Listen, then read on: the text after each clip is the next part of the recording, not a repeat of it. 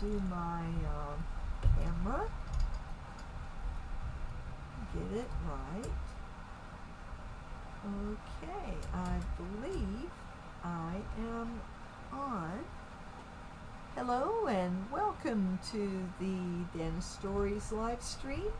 Tonight we're going to make a book cover. So it didn't give me the opportunity to edit my thing. So hold on a second. Let me figure out what I'm doing here.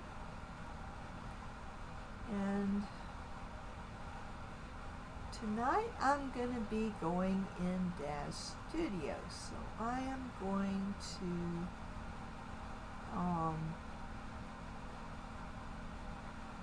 well, it's just going to give you my whole screen. Here we go. It's not Roblox tonight. Tonight, DAZ Studio. Making a character. And this is the 7th. Alrighty.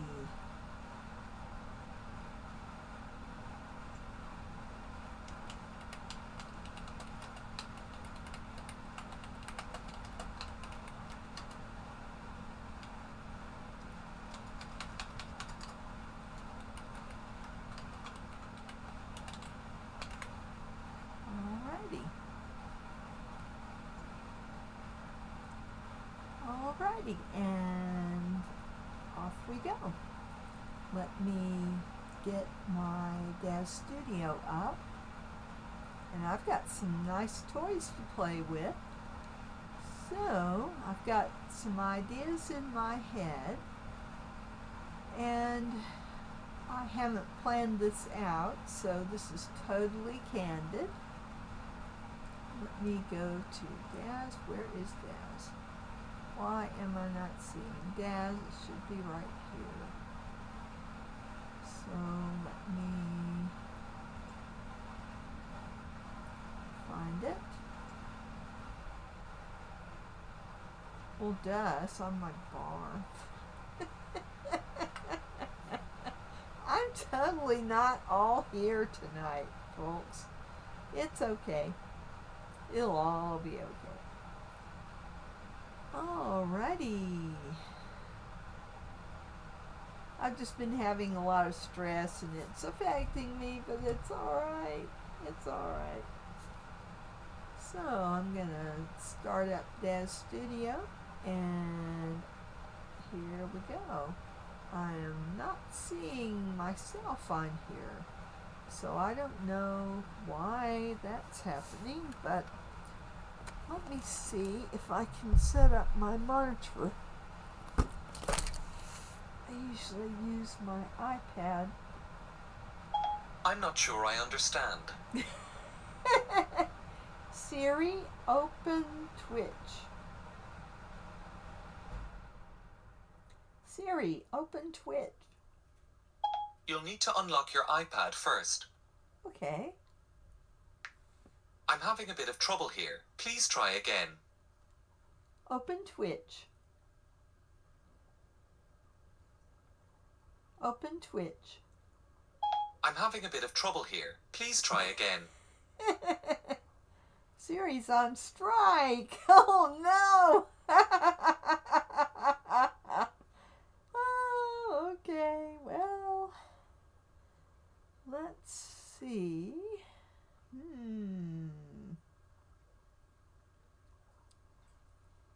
Let me just look at, okay, Siri. Siri. Hey, Siri. Open Twitch. I'm having a bit of trouble here. Please try again. Siri is on strike. Film at 11. Or rather right now. It is 8:12 p.m. So Alright, where did I put Twitch on this thing? Oh my.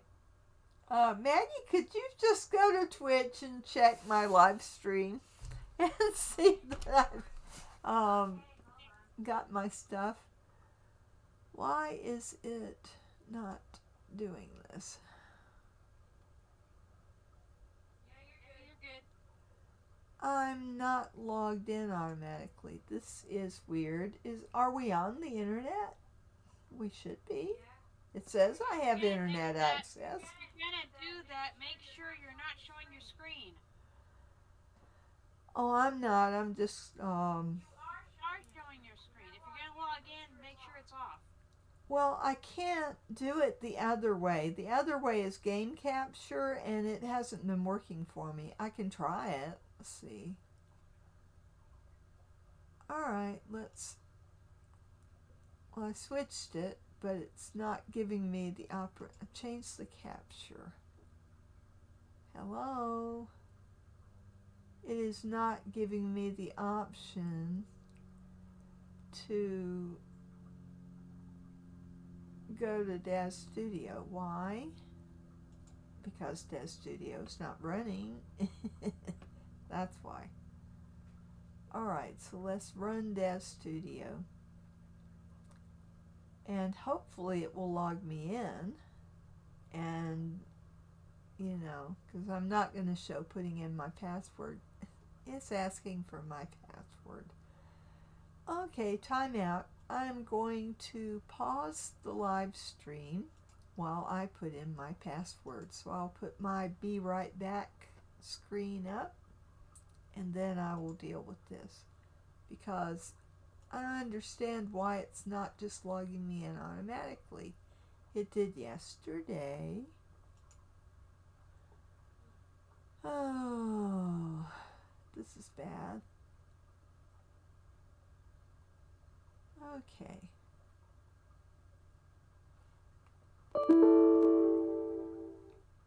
And I need to turn that down because it will deafen everybody. I have to turn my stuff all the way up when my daughter and I played, because for some reason her microphone is lousy. So I have to turn it all the way up. And then when I get on something else, it's like, ugh. So anyway, let me get my password.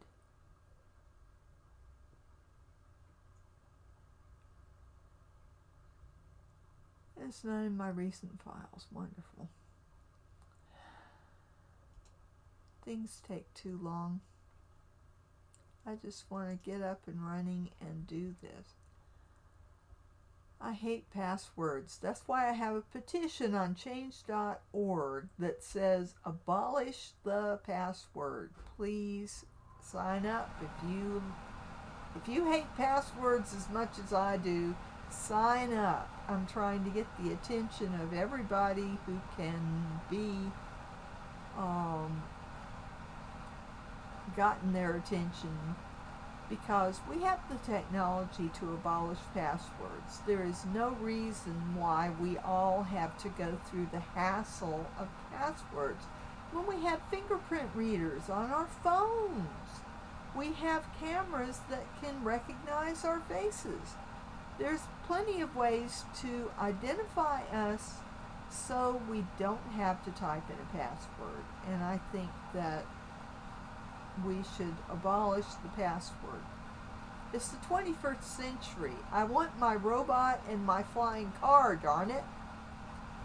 So, I am trying to find my password. You might ask, why don't you use a password manager? Well, I have one on my phone, but it doesn't work on my PC where I am all the time. So, you know, it's one of those things. So, I'm going to do this, and I'm going to do that, and I'm going to do that, and I'm going to log in. Alright.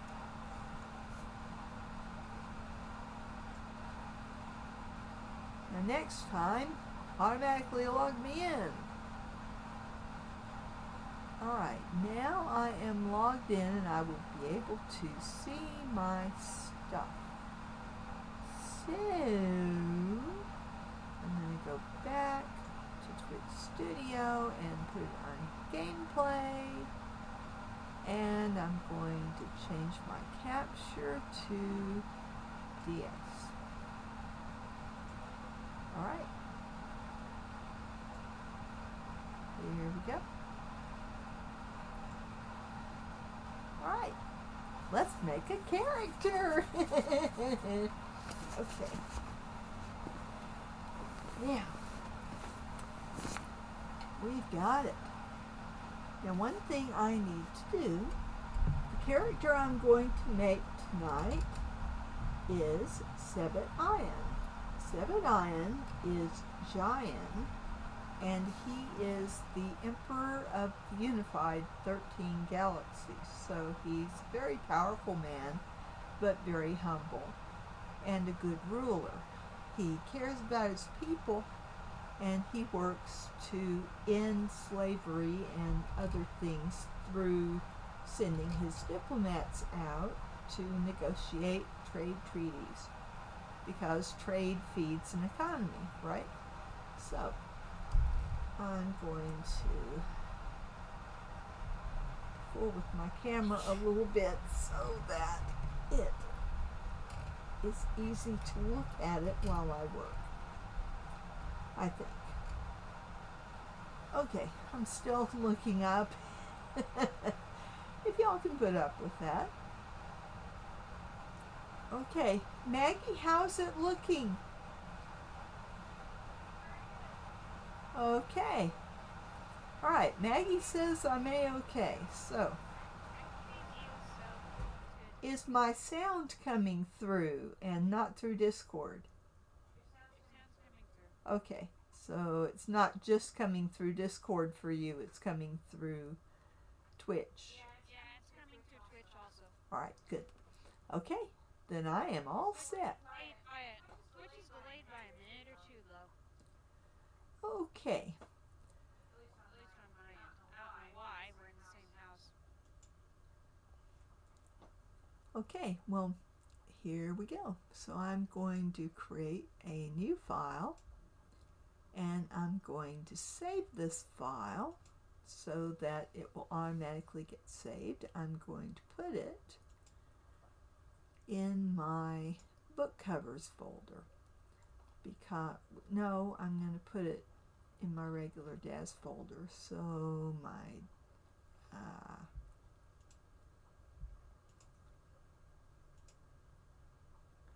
alright, so I'm going to go down to people.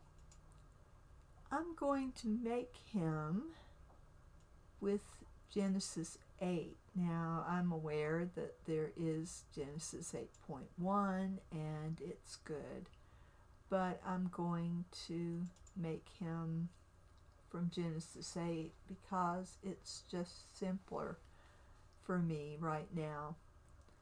I will eventually switch over, probably when they come out with Genesis 9, but for right now, I do use some 8.1 characters. There's not a whole lot of difference, but there is a good difference in the facial expressions. So I'm not saying that 8.1 is bad, but I'm not used to it yet. So for right now, I'm doing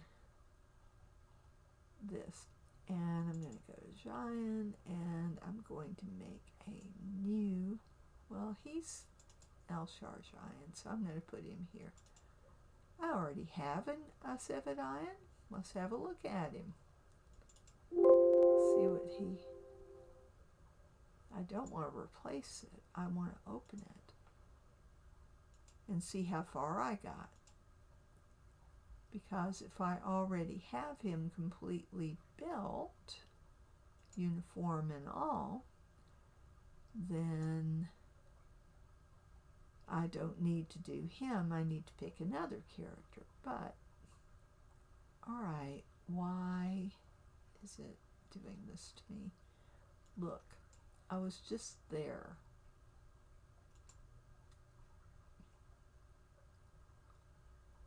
go down to people. Genesis 8 male, characters, Cheyenne.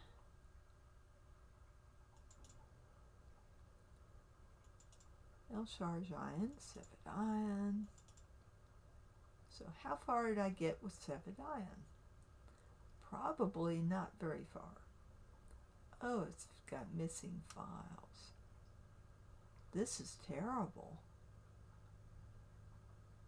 It's got missing files. Ugh. So I may have to start over. Okay. I don't know why I would have missing files. That doesn't make sense to me. Could not find file. Materials from Skin Builder. Alright, let's locate it.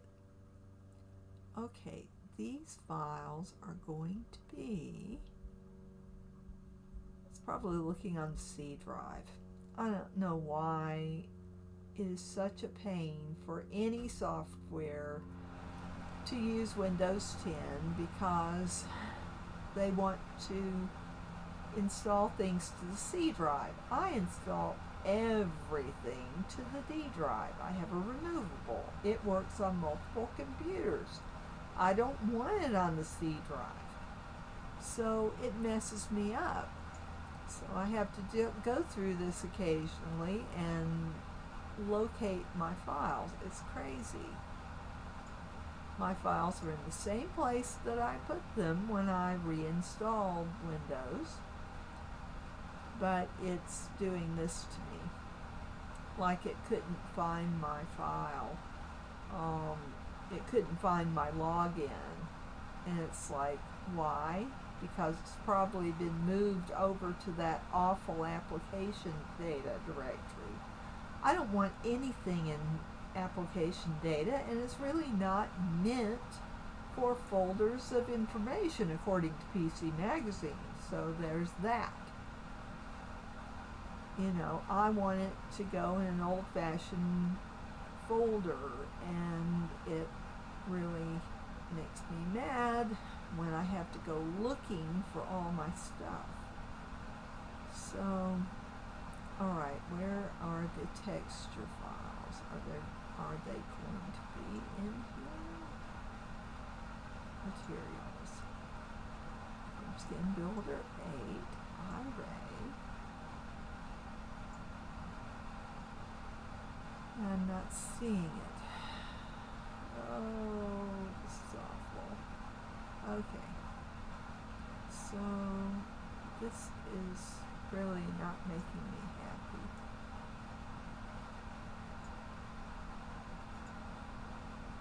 I'm not seeing my material files.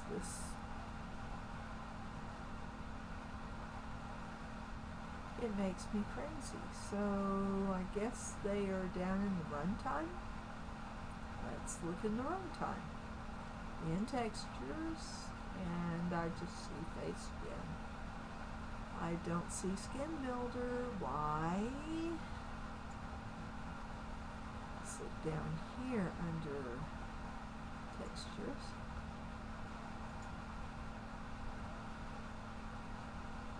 Skin Builder, hello, where are you?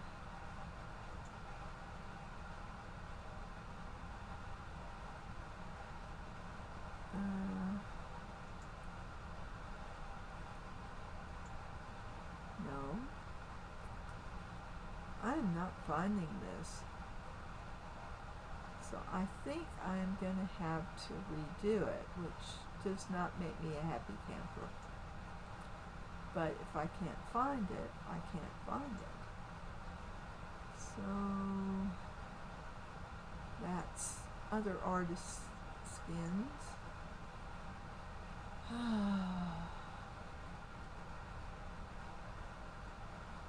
Okay, so I'm just going to have to make him another skin. I wasn't planning to have to do that, but I can show you how to do it. So it's not a total waste of time. just wish that I could find my stuff, you know? It would be really nice if I could find my stuff. But it doesn't like the directory I keep it in, I guess. Well, unless it is down here in DAZ Library, which is not where I want to keep my stuff. Let's look under Runtime, Textures.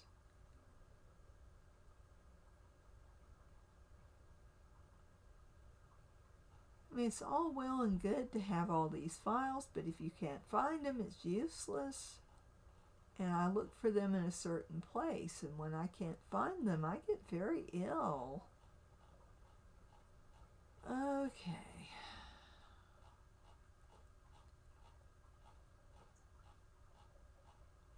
And I want to keep the files I create separate from the directory that DAZ keeps all the assets I buy in. There's that.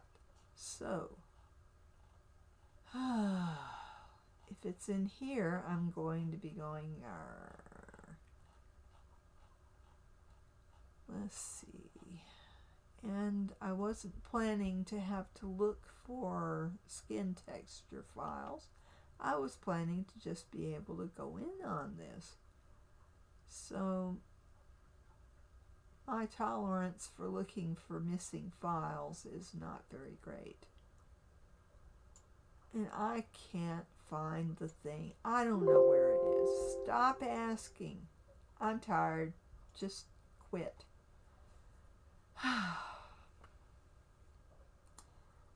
This makes me crazy. Okay, well, I do have him, but with the missing files, I'm going to have to create a new skin. So there's that. Okay, so, but I've got the basic shape. Let's see.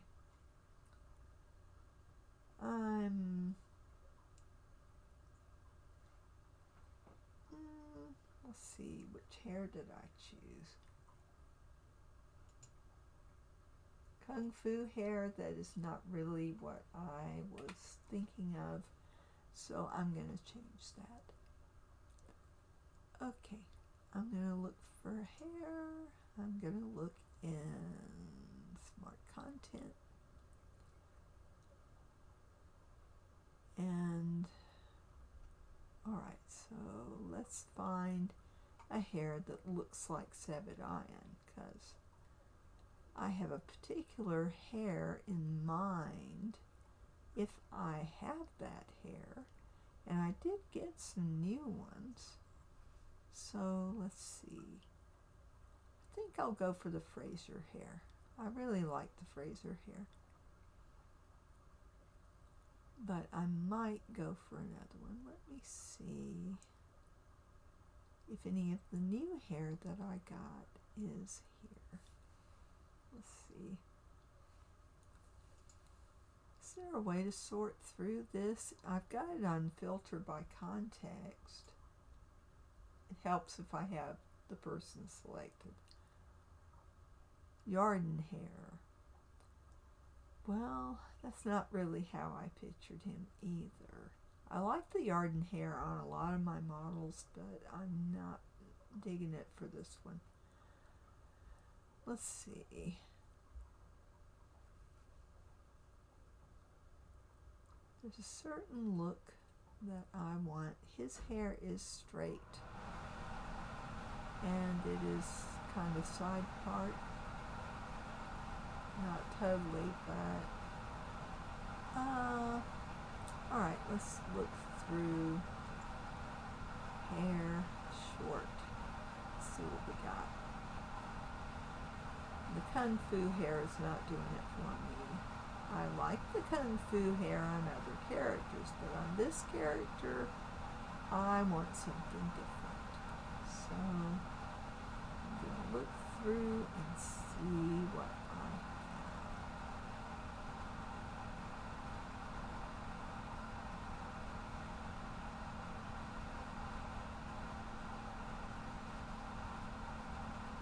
see. Let's try wild mane hair. Let's see how that looks like. It's still pretty messy looking. And wild mane is, if I can read this, I went to the eye doctor yesterday and they dilated me, and I totally am having trouble seeing my screen today.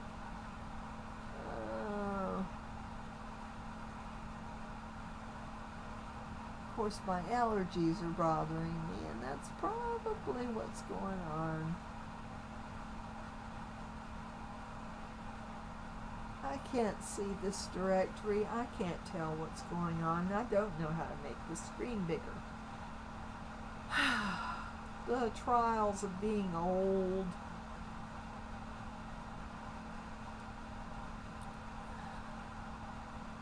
Can I click on that? No. Well, I need to know what generation this is to be able to use it. I need to know if it is a Genesis hair or a Legacy hair. And I can't read that. Maggie? Could you come here and read my screen for me? Could you come read this directory off the screen and tell me what it says? You can look on Twitch if you have it up. It's too small. I cannot read this directory right here on the wild mane hair. I need to know what version of Genesis it's for. Does it say Genesis in that path? No. What does it say? Read the path off to me.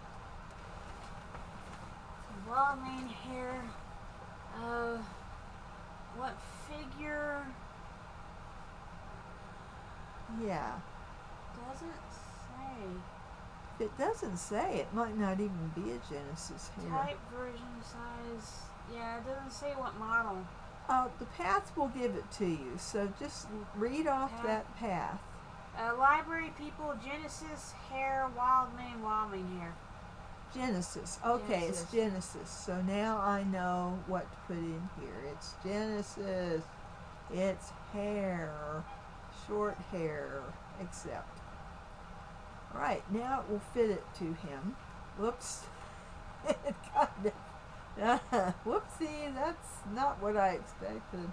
Let's see if there are any adjustments on this hair, because I need it to look neater than that. Let's see. And that skin is atrocious. I've got to fix this. He has yellow skin, not green. But that might be just a lighting thing. But I'm not... Let's see. Sideburns would be short, so I'll make them shorter.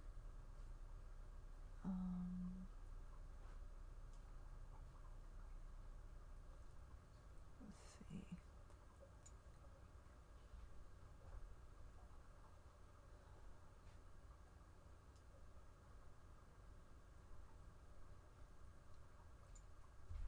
That's not the look that I want. This hair will not do. Oh dear. Okay. Well, I could go with Toulouse Hair.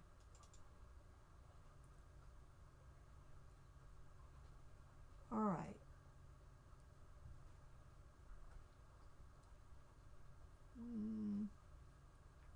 Okay.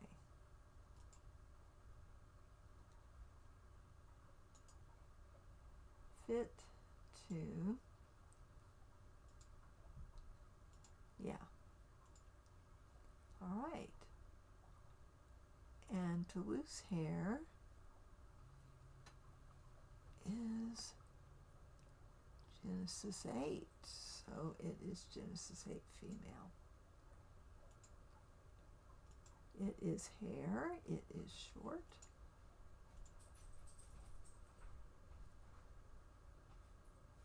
Okay. And I need to make it look more male. I wish I had just a male hair that looked like that. Okay. Well,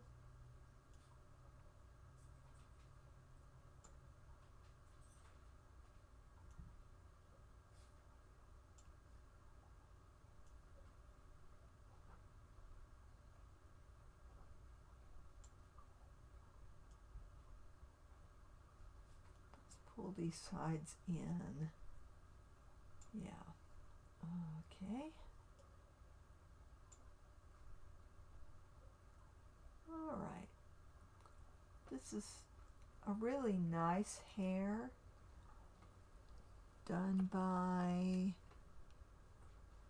I could see the artist. I totally can't read this path, but anyway.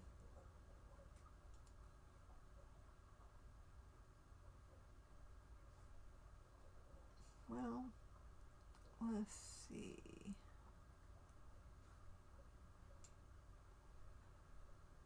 All right.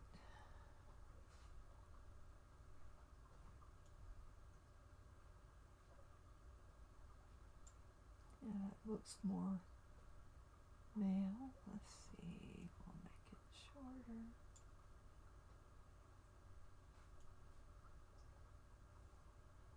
Yeah.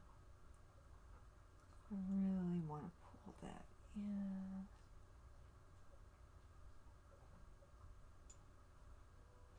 Okay.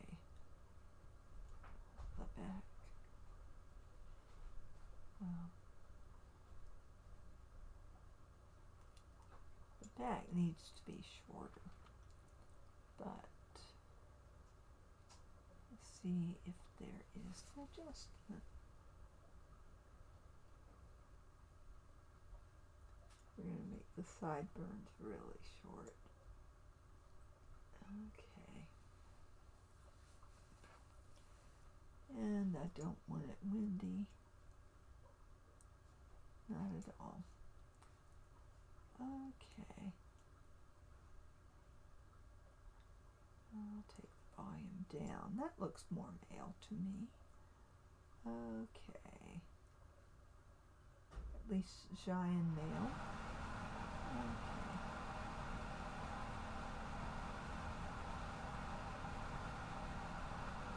And that's much better. Okay.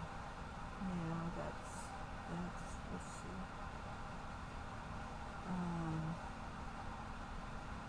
He's middle-aged, so his hair is going to be a little longer, but it is pretty straight. So, okay, that looks better. Now, so I will save this. And by better, I mean more like my character, because this is all relative. So I'm going to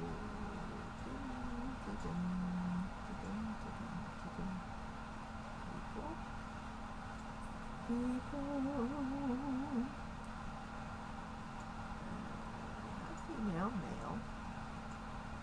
He's got a female skin because Skin Builder doesn't work for males. I don't know why, but that's just the way it is. So, and I'll put him in here and save. Yes. I'll replace it. Okay. And I've got the Brilliance set, so I need to work with it. Work with me. Let's see. Alright, let's X rotate. Okay. That's better. Y rotate. Y, I don't know. And Z rotate to get the lights on him. And his skin looks atrocious. Oh, this is terrible. Alright, so I'm going to change the parent to him. This will improve everything. Alright, and I've got the Brilliance Set 1, which usually does for my lighter skin characters. So now we need to go into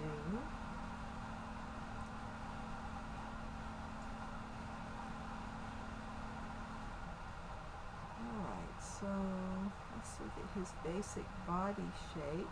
Yeah, I've got him looking like a giant. Okay. I need to dress him, so let me do that. And alright, let's see what I got. Oh, I should have personal stuff, right? Let's see, I should have an outfit already.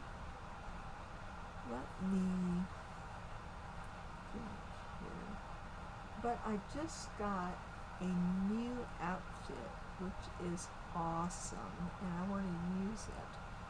So I'm gonna, nope, it's not those outfits. Alright, the bridge officer outfit. This is awesome. Now him being the emperor, he's going to be in gray, so I'm going to have to change the color of this outfit. So let me make sure all of these are fit to him.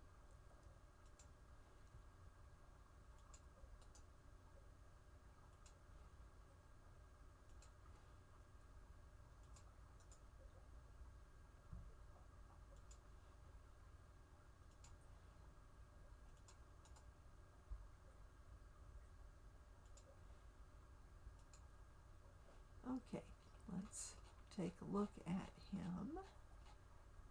Looks pretty good. Okay. Now, I'm going to bring him up. I've got to work on that skin, but first the outfit needs to be all gray. So let me get all that. And of course, the way I describe the pants in my books, I have no clue how to get that look out of this outfit. So I'm just going to leave it like that. So I need surfaces. And I'm going to select everything. And this is going to be, well, it's already gray, but it needs to be a lighter gray.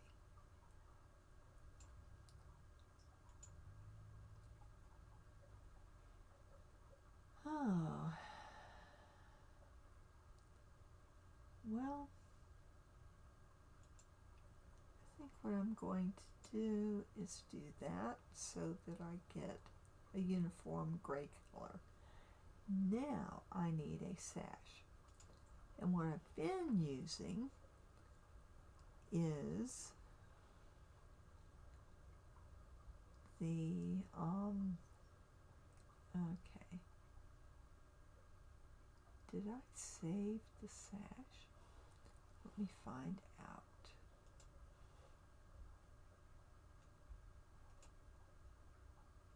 Import into my scene, and I need to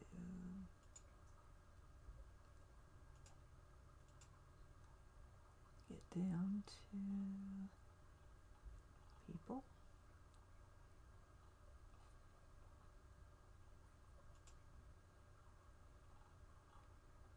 This is a male, characters, giant, oh, clothing. Okay, nothing. Let's see if I put it down here. Alright, because I had it in Paul, but I'm not finding it.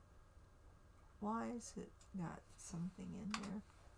I want to see all of it. Okay, well, I am not finding my custom file. So, it's disturbing that it's not there because I had a file for this. Alright, well. Okay. I don't know how to find my personal files. I thought I put it where I could find it. Let's see. I need to save this.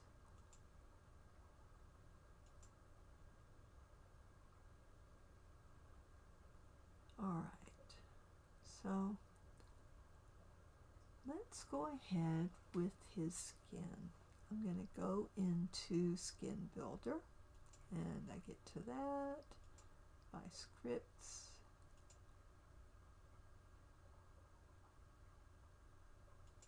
It should be there. Okay.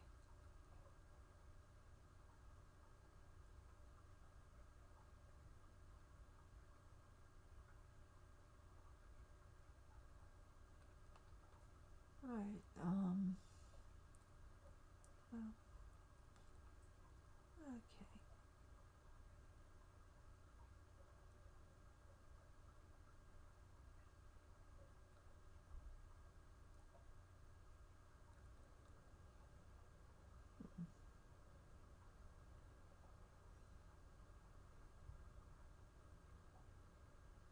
And I'm not seeing Skin Builder. I don't know why, but I'm going to go into the content library and find it.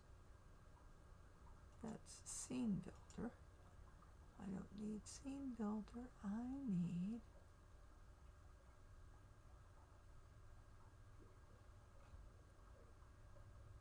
don't need categories. I just need products.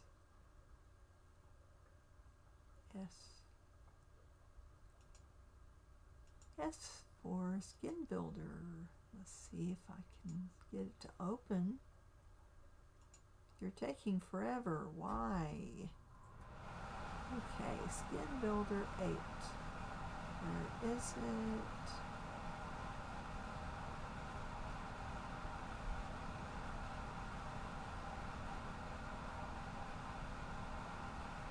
And what I will need to do is build a female skin because Skin Builder does not do males. But what I can do is use the UV swap. That's what I need to do. First I will do the UV swap, which is another product that you can get on DAZ, which is highly useful. So where do I find it? Utilities. It should be there. And I'm not seeing it. Why am I not seeing it? Alright, let's go to Products, UV Swap. This is another reason why I like to use Genesis 8, because I have so many utilities that only work on 8, not 8.1.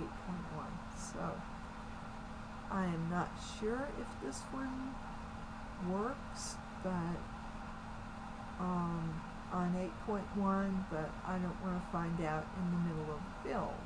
So let's see. UV swap. So it's UV, so I've got to go down further. It would help if I could see the small print. This print is driving me crazy. If only I could make it bigger. I don't know how.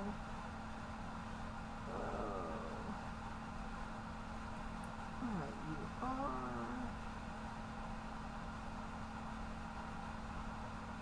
Utopia.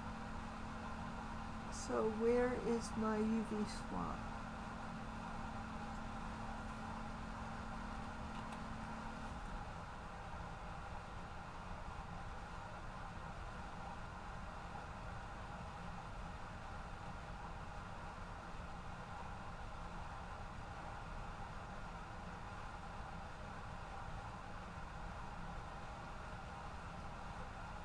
Let's see, apply female UVs.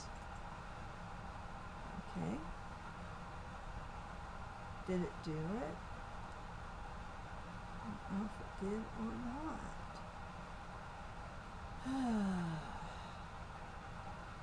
Well, okay. It's usually in the smart content, and I don't have to go looking for it. I am not seeing UV swap as a product anywhere here. So it's like, why? Why is it not here? Is it under V for some reason? Unknown to me? No. I mean, it should be under UV. And I'm not seeing anything but UT. TUV, right? It should be down here. It's going to be a long night. Okay, let's go back and just make absolutely sure it's not here. But I'm really not seeing it. And it should be right there. Does it need to be installed? Let's look at all files.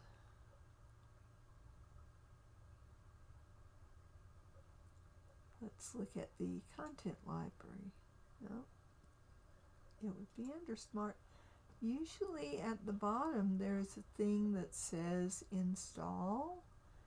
I'm not seeing that. So I don't understand. Do I need an update?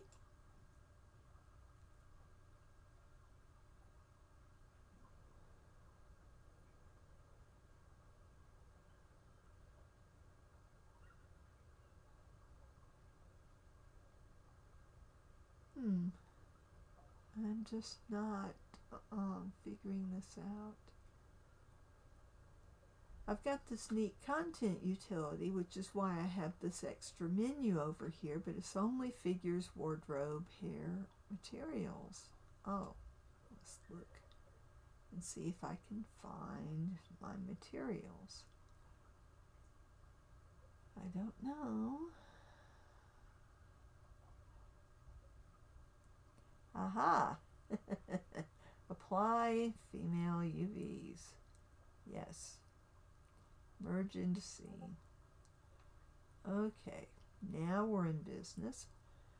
Now let's look at Skin Builder.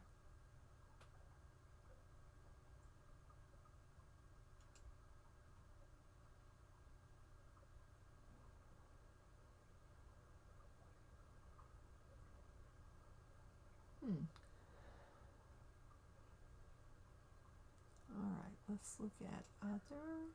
Nope. Okay. Now you probably noticed that I do have skins in there that are other colors. And there is a, let's see.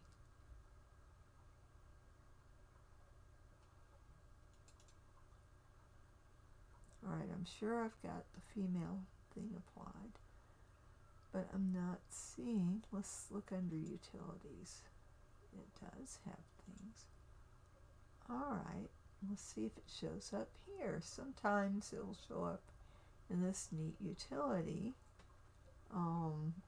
where it doesn't anywhere else. Okay. There's the M4 to 8 clothing converter. I highly recommend this product. Sickle yield is awesome, and right now there's a big sale going on. So if you're wanting to use some of your old M4 clothing, then definitely you want to have that. But I'm not seeing Skin Builder. Why? Let's look under scripts.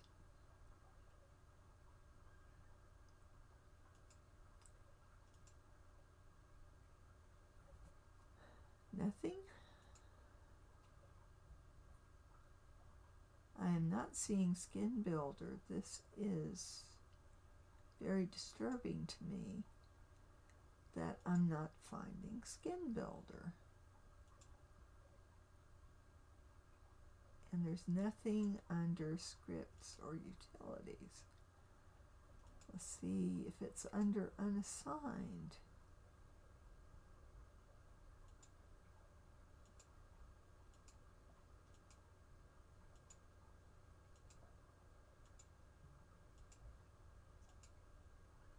Well, it's got my directories. This is nice.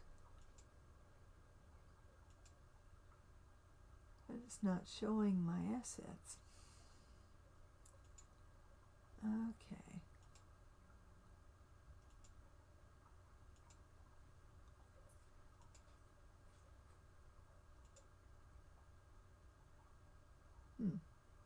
Presets.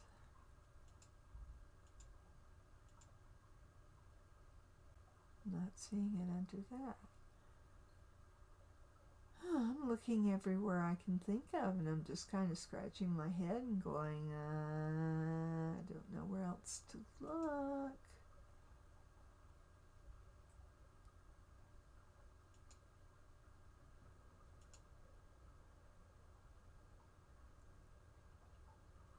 Okay.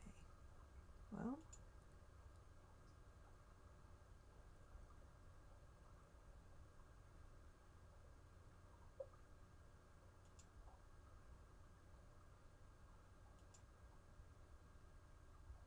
And I have one skin. He's yellow. He's lemon yellow. I need a lemon yellow skin. And I don't have my utility to create one, which is really not making me a happy camper. I get so frustrated with just trying to find files in my DAZ. It doesn't make sense to me that the program can't find my files when they are obviously where they should be, but I can't find them, and I try to put them where I can find them, and that fails most of the time. It does not make sense to me.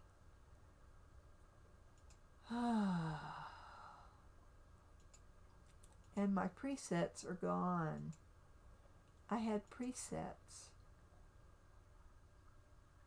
I had material presets. I saved everything like 5 times a piece. And it should be findable, and it's not. I guess I'm going to have to write tech support and say, help me, and please put it in a for dummies format so I can understand the answer, because I'm 63 years old and my brain is going. So, I don't know what to do.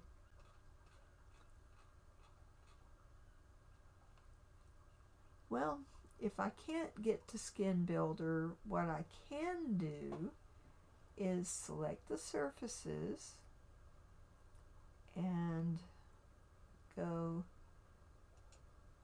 all right.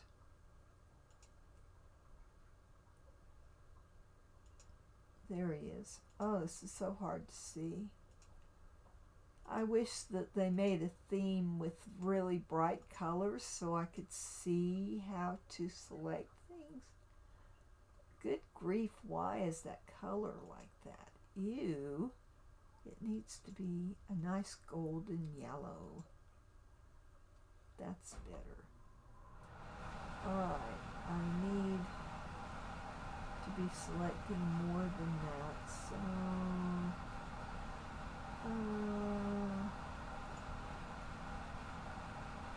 I can't see what I'm doing is part of the problem. Skin, lips, and nails. Alright, let's make it this color. Alright, much improved. Not what I want, but improved. Okay, so let's make this orange, because it's a nice golden yellow color. Okay, and his eyes need to be blue. And he's Elshar Cheyenne. So he's got the mood ring kind of eye. So his eyes go light when he's happy and dark when he's not, and they're blue. So, let's see. So basically, for each frame, I'm going to have to, let's go to the iris. And I'm going to make this base color blue. Nice medium blue. Okay. And let's see. Oh, okay. So that can stay. That's fine. Okay. So let's do a test render and see how that skin color is looking. I'm not so sure, but we're gonna just see. And just put a smile on his face.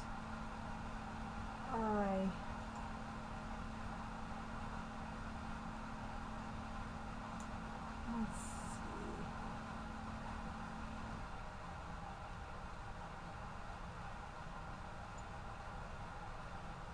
Let's go to actor, people.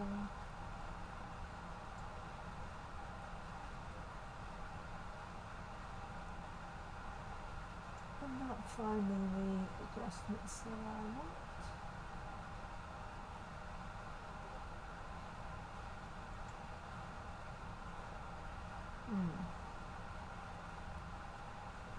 I'm totally not finding facial expressions.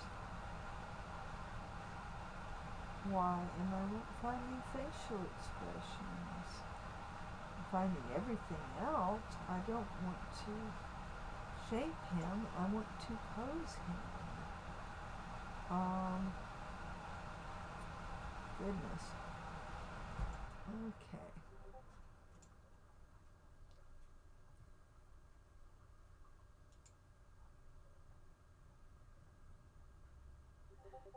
And I can't read this. Oh, that's part of the uniform. Okay.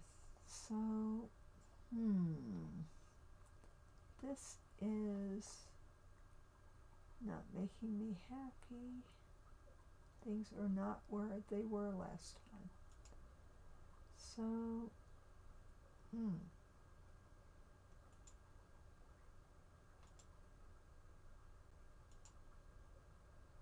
okay, here we go. If I could read this, it would help a lot. I totally can't see this. Okay.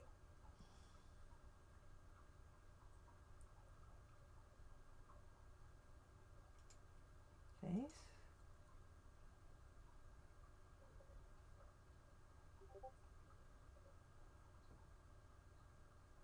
Let's see.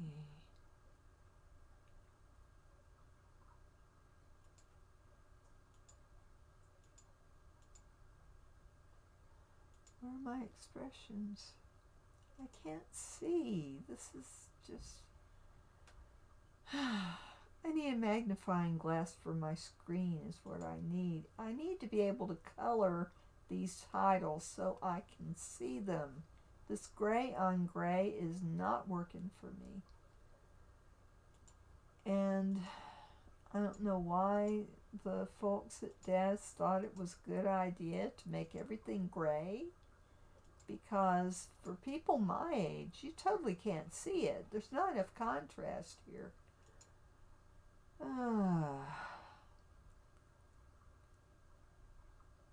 I'm not finding my expressions, so let's find a nice expression for him in poses.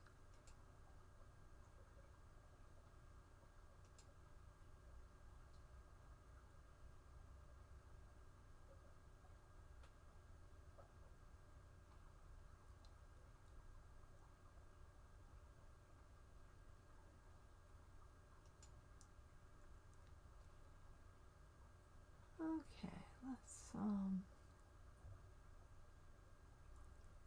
that's good. The piano expressions, I love them. Okay, now, alright, let's see about rendering this.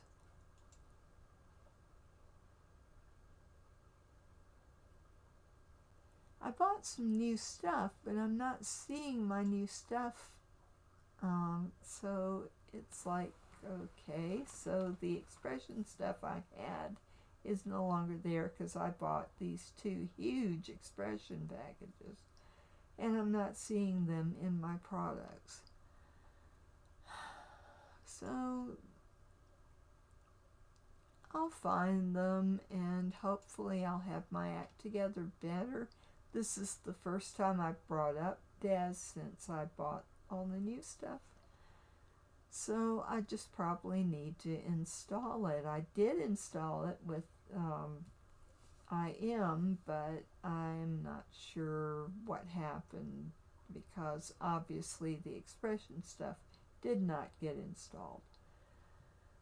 So let me give it a name.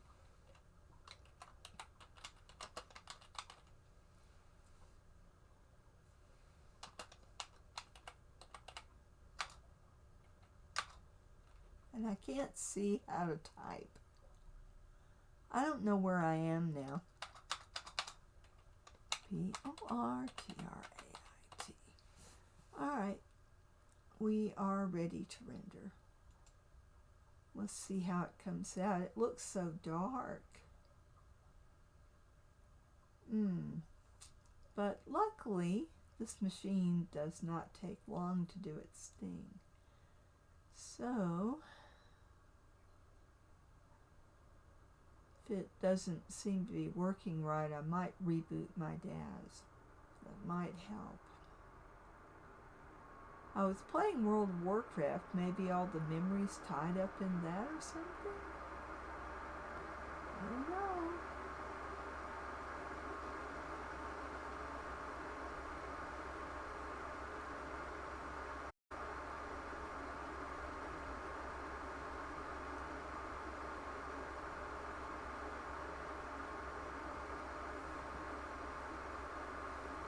I could go back to my thing about, it's the 21st century. I want my robot and I want my flying car, darn it.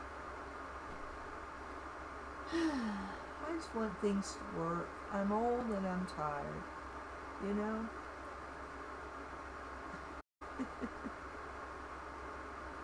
I've been waiting for the future for so long, and it's partially here, and I want it to be all the way here. I want an AI that I can say, okay, set my settings so that I've got adequate light on my subject.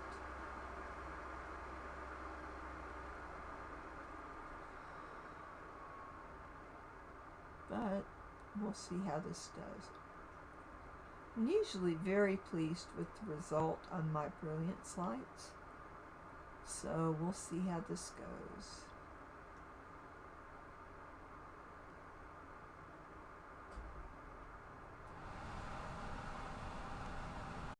And in case you're wondering, I do all my rendering off screen. It's very quick that way. If I have to wait for it to draw and redraw on the screen, it takes, twice, maybe 3 times as long. And I'm an impatient person. I want to see my results now. So I am,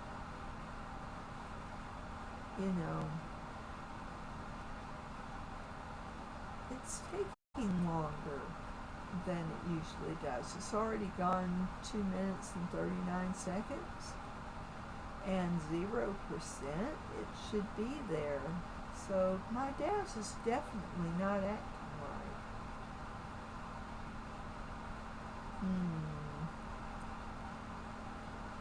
Well, we'll see how it turns out. I'm not happy that I can't get into my skin builder and build a really nice looking skin. This is not going to look as realistic as I want. But the default skins do pretty well. You can put a 10 on them, and you know, if you're not doing tremendous close-ups like I'm doing right now, they look pretty good. So we'll see. I love the Toulouse Hair.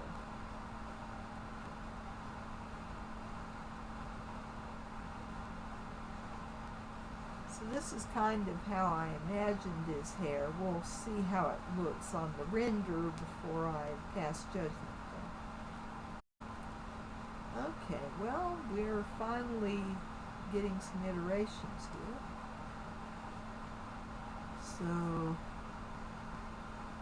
and for those of you who might be joining me late, I am working in DAZ to do a character. So I am modifying a character that I already made. I put a different hair on him, and I changed the skin color, and I set up the lights, which weren't set up. So we're going to see how this looks. Hopefully it will look close to what I wanted. I still need to find a sash, and I need to put my pins on the sash. So I need to put a texture on it. And I had that all saved as a model, and I can't find my files. This is totally the frustration of my life. I save files until I'm blue in the face. When I go to look for them, they're not there. And this is a documented Windows 10 problem.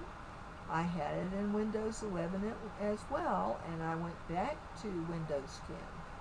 Now you may think, oh, she's just loony as they come. Well, check PC Magazine. There is an article on why Windows 11 is a total fail. I was getting so many DNS errors that some of the pages I was trying to get on the internet were taking 10 minutes to load. That's like 1995. I found out that even though I got a new computer and bought Windows 11 with it, I didn't have to pay for Windows 10 to roll it back to Windows 10. So I am a much happier camper, and I did that just a few days ago, actually. I am much happier with Windows 10, but the disappearing file problem is something that Microsoft needs to solve. What happens in software is people rush things out before they're ready. And they say, oh, we'll just patch it later. That's what's wrong with half the games out there, that the management who do not do the programming, who do not do the artwork, they say, oh, we got to stay on a schedule. We got to get this out now. And, you know, all the developers and the programmers and the artists are saying, we need more time to make this quality. And management is saying, well, we need to get this out now.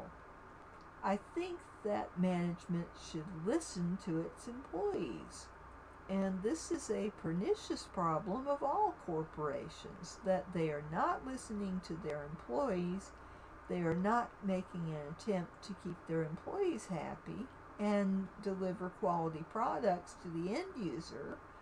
They are rushing things, and just it's totally not working. And that's why you see so many for hire signs that are perpetual, especially in restaurants and things like that. People are tired of being expected to work long hours, not have time with their families, and any size company needs to look at this and say, well, how can I accommodate my customers and my employees, because there is a middle ground and it does work.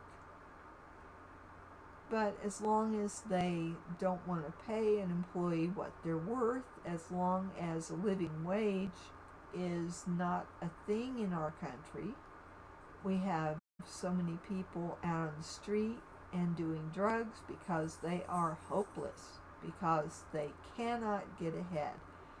Everybody tells you when you're young, oh, if you just work hard enough, you will be able to retire in style. And so people work their little hearts out, and then they end up not getting a place to live.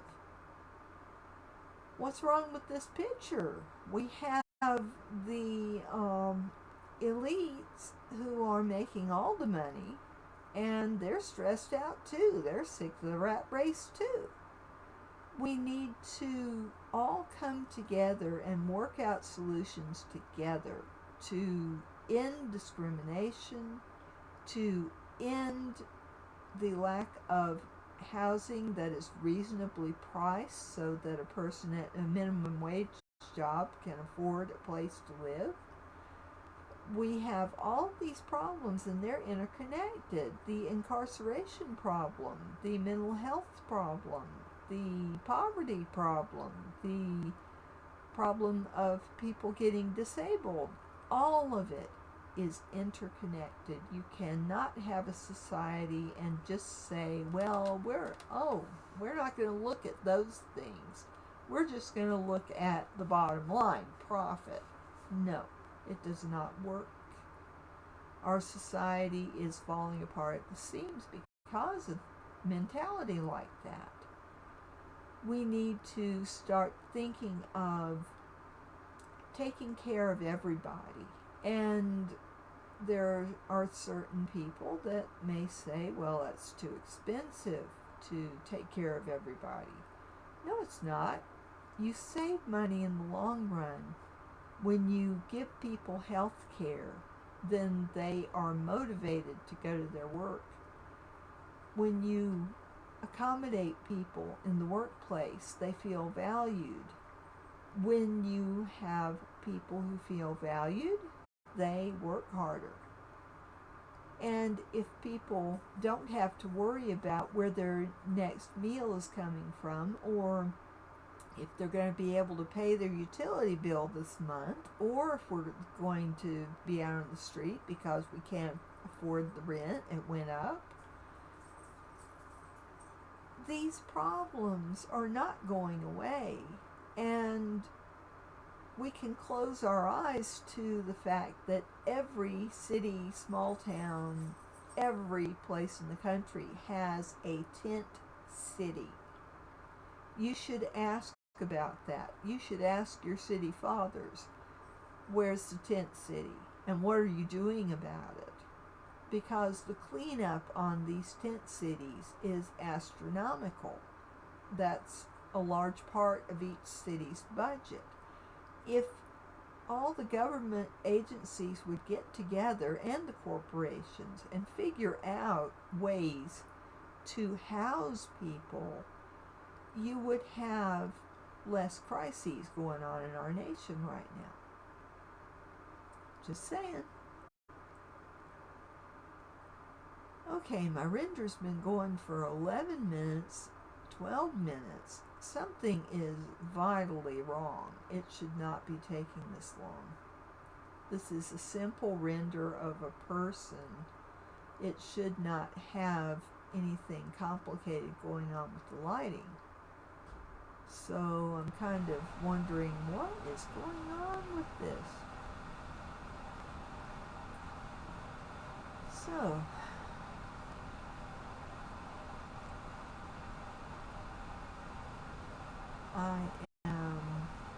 it's about half done. It's going to take a while. I'm not happy about it taking a while, but it is what it is. So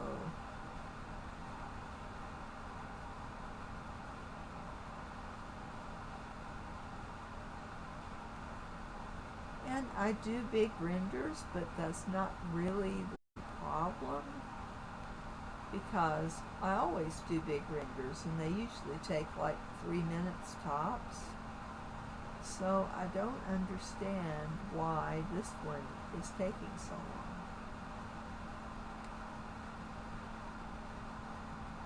It's not the hair, it's not the skin, it's not the outfit, so it's like, what happened? Why is my DAZ broken? I'll just have to see when the render comes out, then we will know if there are major problems with this. And there's nothing else in the scene. I can't look right now because I'm rendering. But, I mean, it's an empty scene. There shouldn't be anything complicated about the lighting on this. And lighting is usually what takes you a long time in your scene. So, I'm not really understanding what's going on with my thing.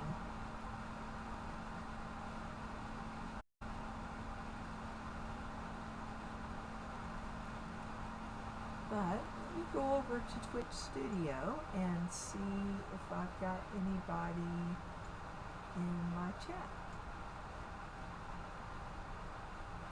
Ooh. Hello, Drop Dog and Irabs and Kavipso6 and Larak Raf. If you have any questions, feel free to drop them in the chat and I'll be happy to try to answer. In the meantime, I'll go back to my DAZ screen, and when I create a character, usually I make a little text file and I'll go into whatever story the character's in and I will start listing off, okay, he's got blue eyes, he's got light brown hair. I didn't choose a hair color. I totally am not with it tonight. This hair color may work, but it's probably going to be too dark because he has blonde hair.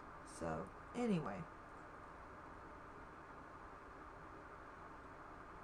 But this is a test render anyway. For my Giant, they have a particular body shape. They look like us. Their heads are a little bigger. Their eyes are a little bigger. They're very, very intelligent. They have twin fingers, which are rectangularly shaped and flat. They have corners. So you've got 2 fingers on each hand, but they have all the joints that we have in our fingers, except they are a lot more flexible because their skeletons are silicone based. So they have a very sleek appearance. They don't have as many joints as we do. Instead, their bones can actually bend. They have very strong muscles to support that. So, a giant could hold up a car for 2 days without breaking a sweat, if he had to. They are very, very strong. They also have telepathy, so they can read minds, but they have very strict protocols on how much they can use their telepathy. They can form a light mind link with somebody if they're trying to help them with the skill, but they generally stay out of people's minds unless they are invited there.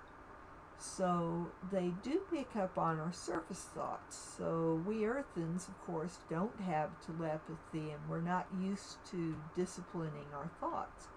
So, you know, we think a lot of things that we're intending to say. Anything that you think of and you're going to talk about it, that's the outer circle. anything that you are thinking that you wouldn't share with somebody, your private thoughts, that's the inner circle.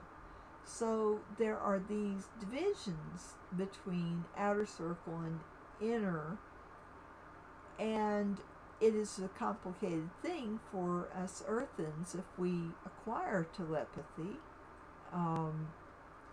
to adjust to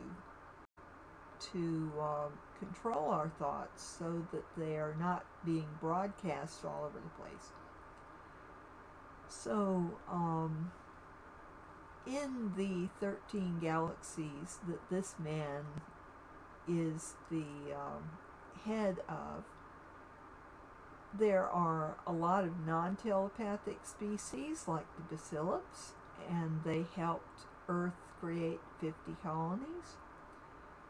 There are many telepathic species, such as the Giant and the Elshars, who have gobs of colonies, and the Thordies too.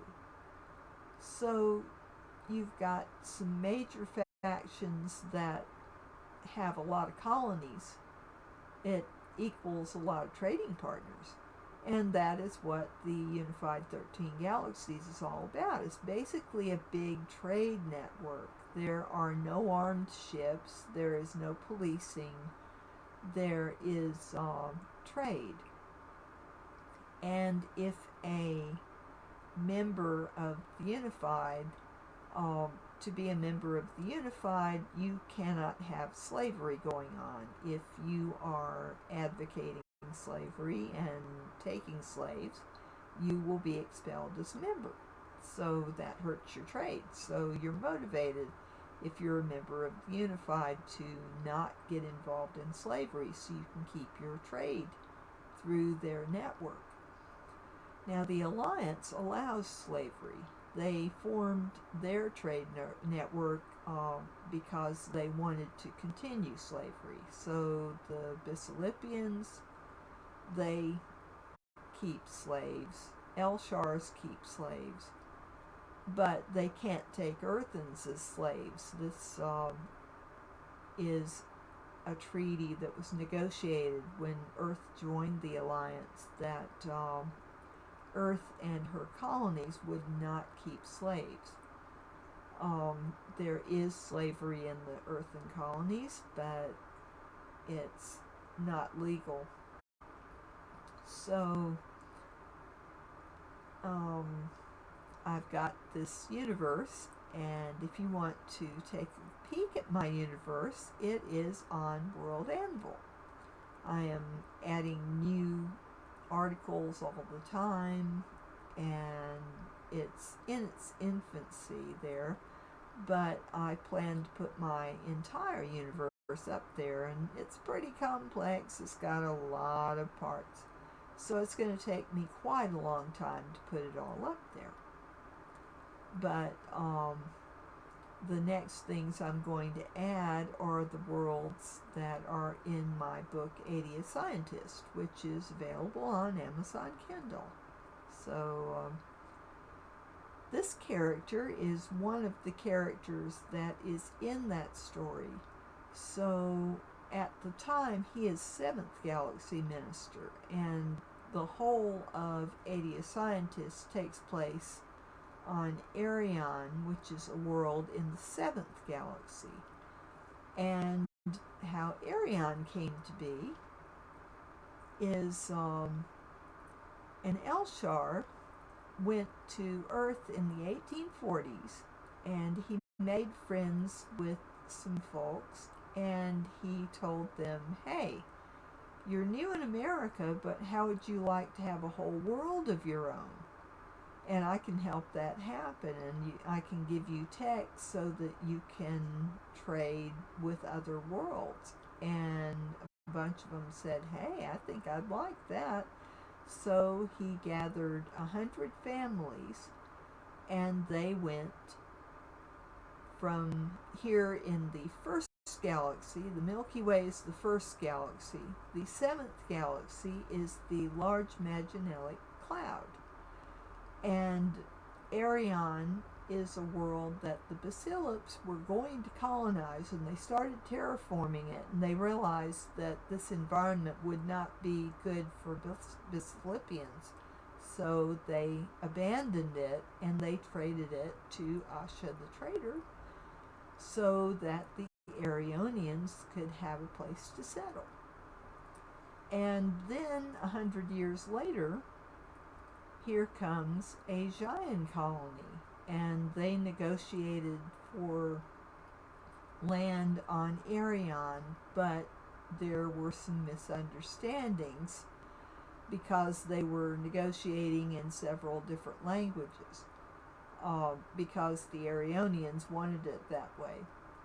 And because of those misunderstandings, finally the Giant decided to populate one of the moons instead of moving to Arion, and they finally got an agreement.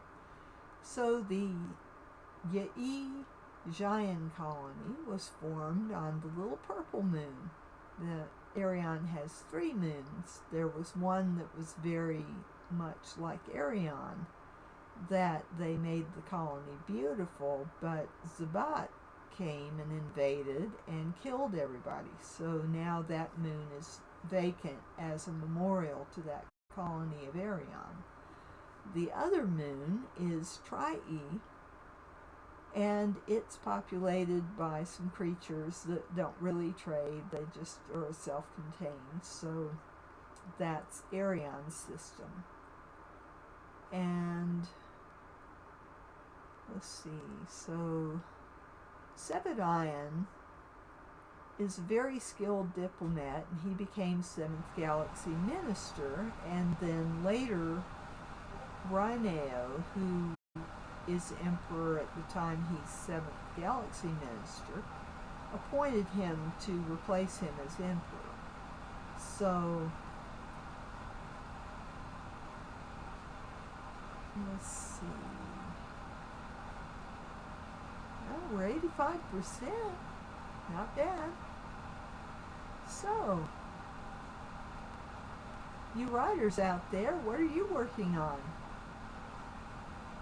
If you want to type anything, and if you just want to lurk and just watch me do this character, that's fine too. If you want to be able to get the software and do what I'm doing, it's very easy to do. I will give you the link, and you can get the software too.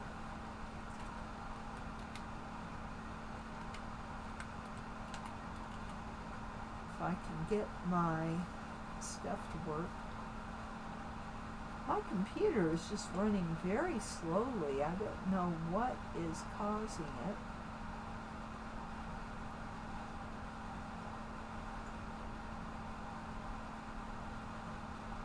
Let me take a look here. I don't really see anything running that I don't want to be running. I am running Discord. If you want to come to my Discord server, you are quite welcome to do that too. So let me get over here.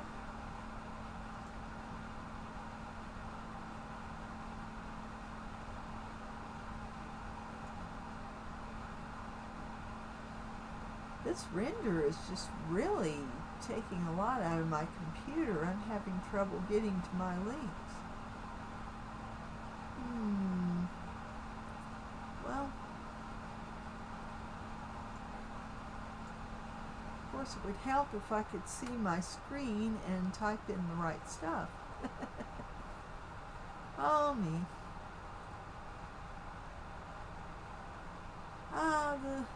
The things that happen when you are old, but it's okay.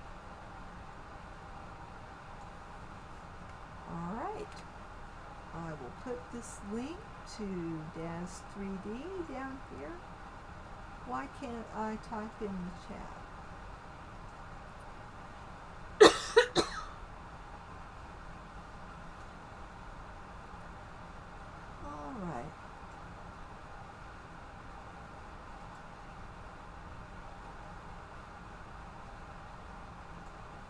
Okay, here we go.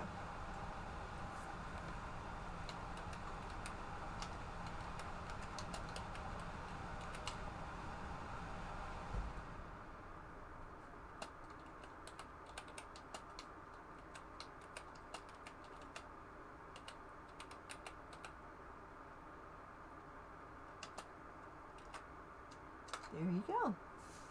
There's the link to DAZ 3D, and I will put the link on this after it becomes archived so that other people can, if they come in and just find my video, then they'll know where to get this software.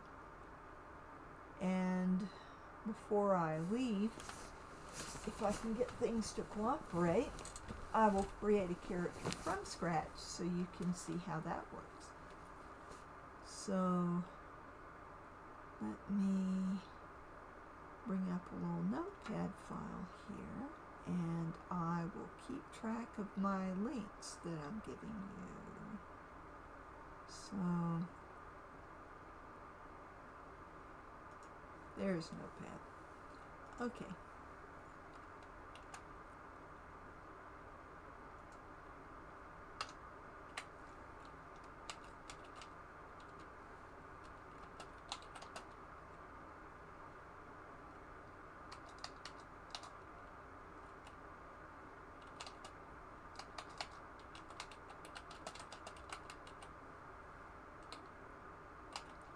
That way these will be clickable links.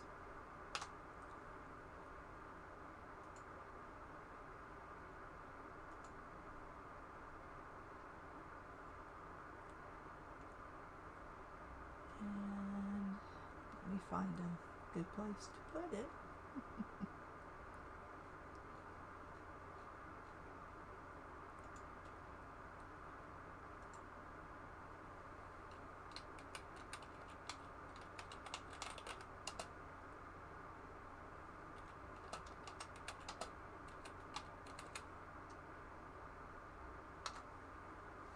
Okay, now I've got that.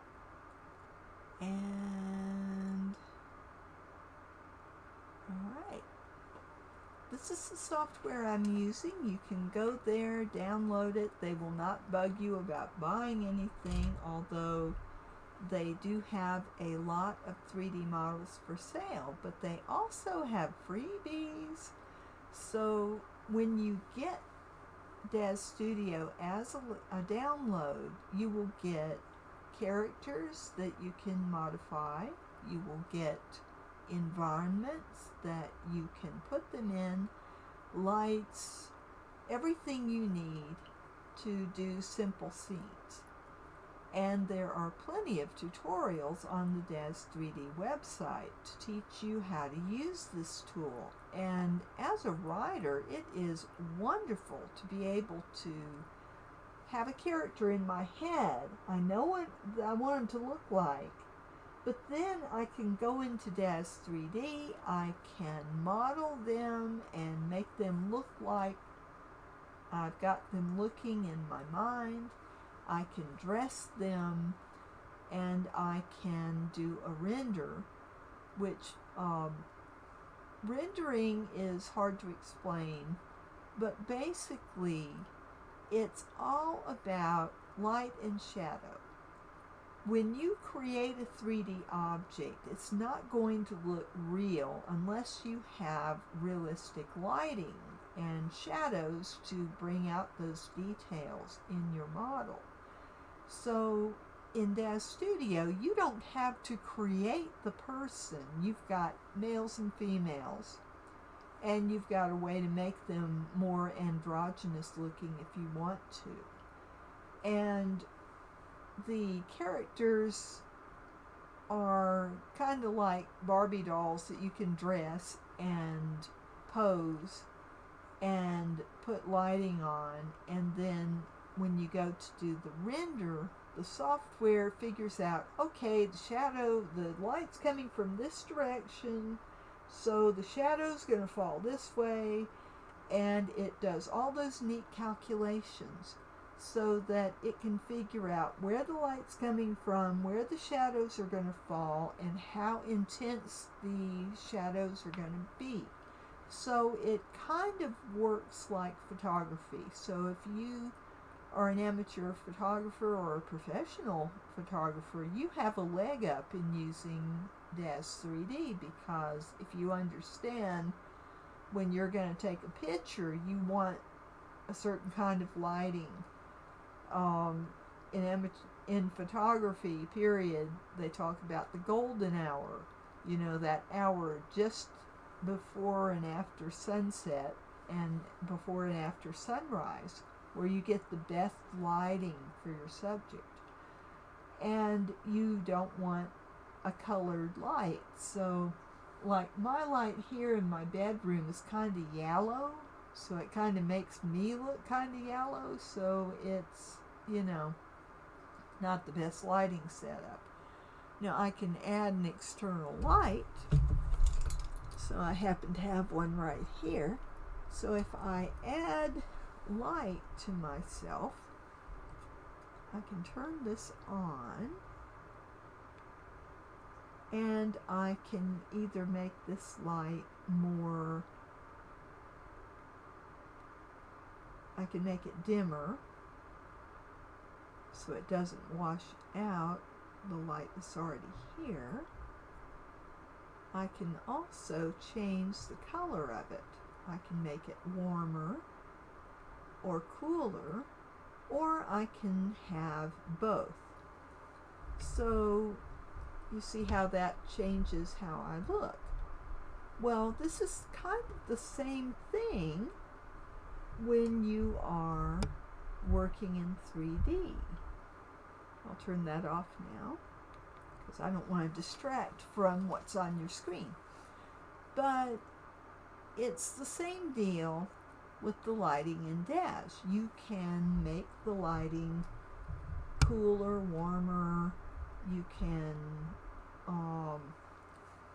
affect the intensity of the light. You can make it more like daylight, or you can make it like soft lighting, or you can do nifty effects like have a red light over here, blue light over here, and maybe an orange light behind them to give rim light. So if you understand a little bit about lighting, then it goes a long way towards making your characters look more realistic instead of more like a video game. So, and I am guilty about some of my book covers looking kind of video gamey, but I really strive for realism. And it's a process. It takes practice, and it takes experience. And I'm constantly watching YouTube, learning a new technique, or, you know, learning how to get the most out of DAZ and other softwares that I use also to produce my book covers, because it's not enough just to have the character floating there. I mean, it goes a long way towards, you know, getting your reader involved. If you've got a character that looks interesting, then, you know, then you have them do something interesting on your cover. And what I do when I am going to create a book cover, I'll go through my story, I will find the description of the place, I will go into my View 2016. Now, that's not a free software, by the way, but I have it, so that's what I use. There are also other softwares. DAZ has Carrera and Bryce, which can both be used for backgrounds. There are also backgrounds you can get that you can just put behind your characters. So and they have all sorts of 3D models, and you don't have to get them just from DAZ. I am constantly going over to Share CG and finding what I can't create myself. So you can find background models if you need to show a particular object in your scene, if it's something that's important to your story, you can either find it on Renderosity or Share CG or another reputable 3D model site. There's Blend Swap, there's all sorts of them, and you can import a model with an extension OBJ or DAE, which is light something format. I get all of it confused, but it can read a lot of different formats. So you can bring these models into your picture. Now, if you're doing a book cover, you do have to worry about copyright. So anything you buy from the DAZ Studio store, or if you get a freebie from there, it's going to have a standard license that you can use this for your commercial renders. And that is the kind of licensing you need to be able to do your book cover. So you want to be sure that any model you use in your picture, that you've got a license to be able to use that. So if you're doing a book cover for your story, you want to make sure that you're using things that are okay to use for that purpose. If you're giving your work away, say you do fan fiction, you don't have to worry as much about that. You just need to make sure that it's okay to go on the internet with your content. You know, I know that for Star Wars, George Lucas really doesn't care if you make up stories about his universe and if you put them where other people can read them on the internet. But Star Trek, you do not want to anger Paramount. They will sue you. So you really need to be careful what you are, what you're doing from a legal standpoint, because you can lose your house. I mean, really, it can be horrible fines. So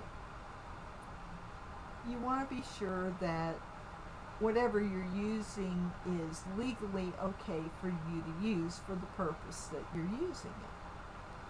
And if you're selling your work, I sell my stories on Amazon Kindle. I do have a free one over on Wattpad called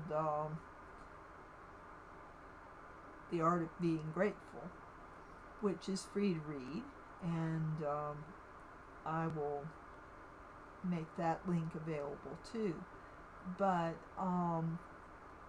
most of my stories are paid stories. So, however, if you want to read one of my stories and you're willing to put a little review up there, I'll give it to you for free. So all you have to do is write to me and I will send you a PDF copy. So there's that. But, you just want to be sure when you're writing that you're not writing about products or big corporations. They will come after you. It seems like if you mention Coca-Cola in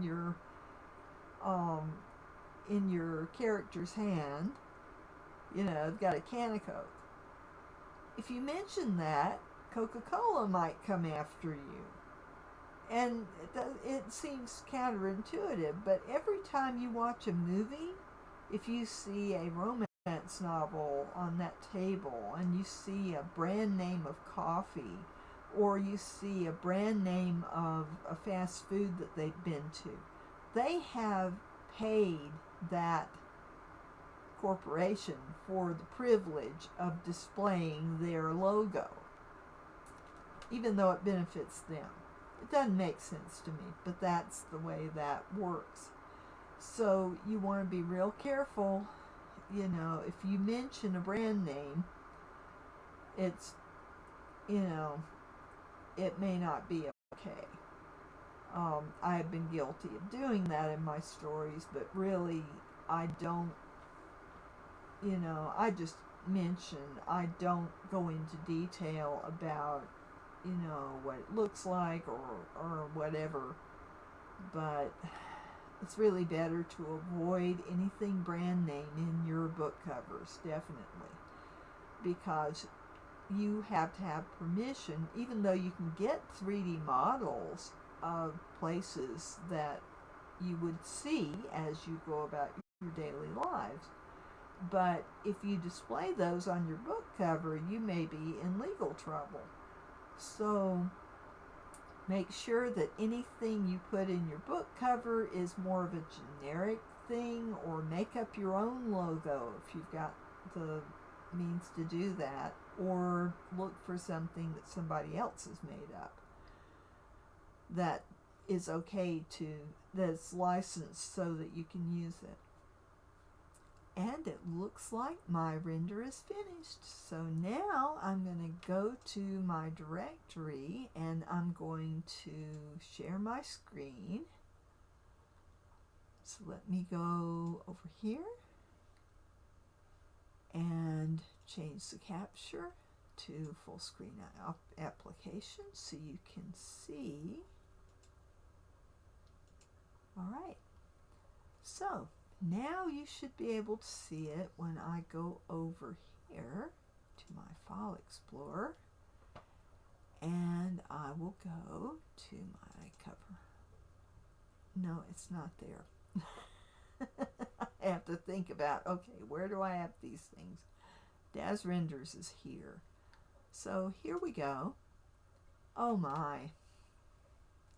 Oh, I'm embarrassed. That's awful looking. The hair looks alright, but the skin totally does not look right. Okay, so, and the clothes look great, but oh my. So I'm really going to have to fix that. Alright, so this is all I can do here with 7ion. I'm definitely going to have to save this file, and I don't know why that took so long, because that render is not that big a deal.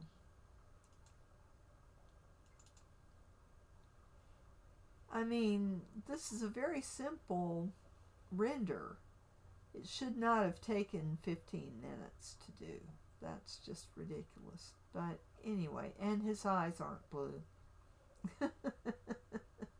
So, yeah, lots of problems with this. Okay, but if I'm going to do just an earthen, let's create one from scratch, shall we? So you can see how I do this. So I'm going to do new. I've saved my work. So here is a brand new scene. I'm going to go up to Smart Content. And by the way, when you first bring this up, there will be under Window, Style, you can select your style, and there are different styles for your screen, the way you want it to look. So that's dark side, that's highway, that's lighter. I think I'm going to go with that. I didn't realize it thinks I reinstalled DAZ. I don't know why. I didn't put it in a different place. Excuse me. Okay, so you can choose one of these looks for your screen. So you can choose which one you want. Now why did it, oh yeah. It's this little drop down, and then there's Main Street. So I'm going to go with Main Street, but for y'all, You probably want to start with maybe highway. It's a little simpler display. When you go through the tutorials, it'll tell you which one of these screens that they're going to use for their tutorial. And then if you set your window to the same thing, then you'll be on the same page. The menu will look the same. So I like Main Street because I'm more of an advanced user and I want to see all of the bells and whistles. So I'm going to do that. And oh, that's much better. I can read it now. Dark side was my problem. Oh, okay. Yeah, this has a lot more contrast. So, all right, if you're going to create a character from scratch, you want to be in Smart Content because that automatically tells you what things you've got in your library that you can pull out and put on your character that will work with that particular character. Now you go down to figures, and there are all sorts of figures. If you just look at everything I've got installed, you go cross-eyed. It's like, how do I choose which one of these? And it also depends on whether you're doing a kind of toon sort of thing or you're going for realism. And, you know, or you've got a robot that you want to put in there. So you've got animals, and I've got a lot of animals because I bought some over the years, and I've been using DAZ since about 2009. So yeah, I have a whole bunch of stuff in here. You won't see all of this. If you've just downloaded a fresh copy of DAZ Studio, you're not going to see a whole lot of models. There are, you know, models that come with it, but you're not going to see some of the ones that I bought, like the DAZ House Cat or DAZ Dog 8. You have to buy those. Sorry.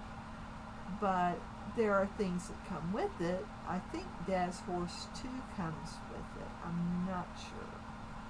But there are animals and creatures that some come with it. I think the Emoda guy comes with it. So there are things that in mechanicals, I think a couple of robots are included. I've got a lot more than that because I've gotten some freebies and I bought some recently.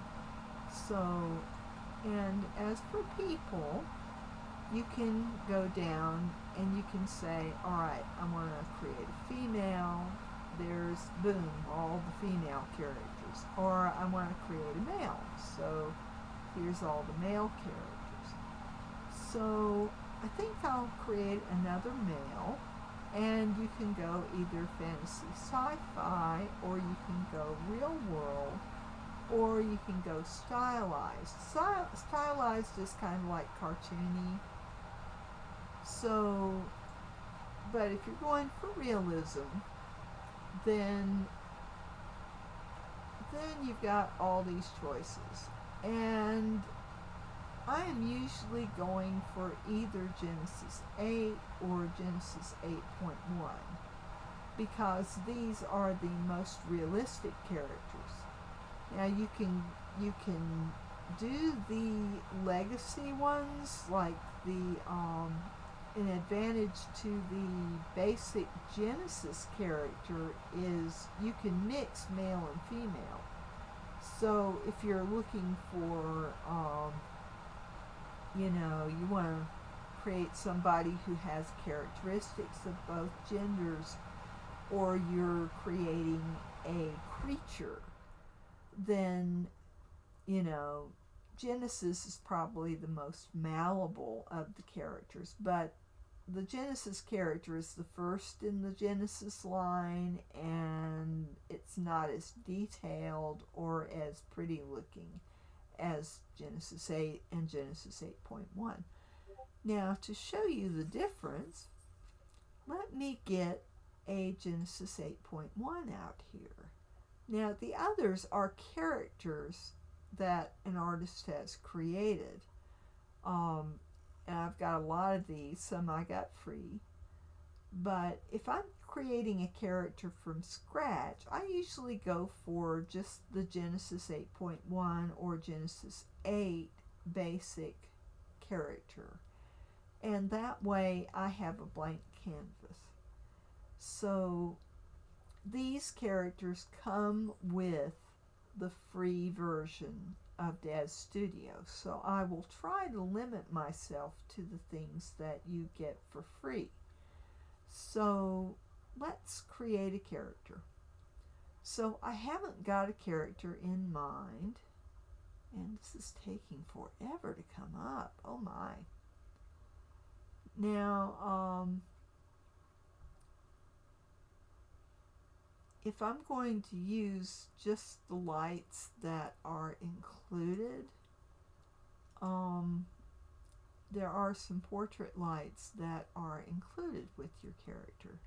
So let's go cool. I'll use that. Now he's really kind of dark, so I might want to add a couple of other lights. I can put a warm spotlight on him, and you see there's just a little difference up here, and maybe I don't want that one. So I'm going to take these out, and I'm going to start over. Now this is the default light, but it won't look like that when you render it. So you really need to, now first off, if I'm using lights, I render with iRay because I have an NVIDIA graphics card. If you don't have an NVIDIA, say you've got an AMD system, then you might want to go with 3Delight. But I exclusively use iRay. I think it looks better. But that said, there are a lot of artists on DAZ who post renders that are amazing in 3Delight. So don't think that your realism is sunk if you're using 3Delight. But for me, I would much rather have the iRay lights. So if I'm doing iRay, there are some default portrait lights I have here. So I'm going to try the Beauty Lights 5. Oh yeah. Okay. Now you can change how you see your character. So if you go into your view, now you can go to different cameras.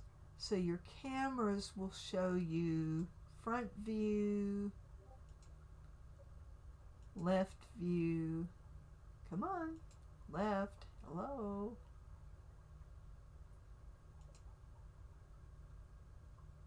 And it's not, my computer is running slow, that's what's going on.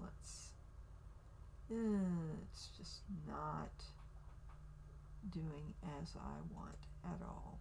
Ugh. Why?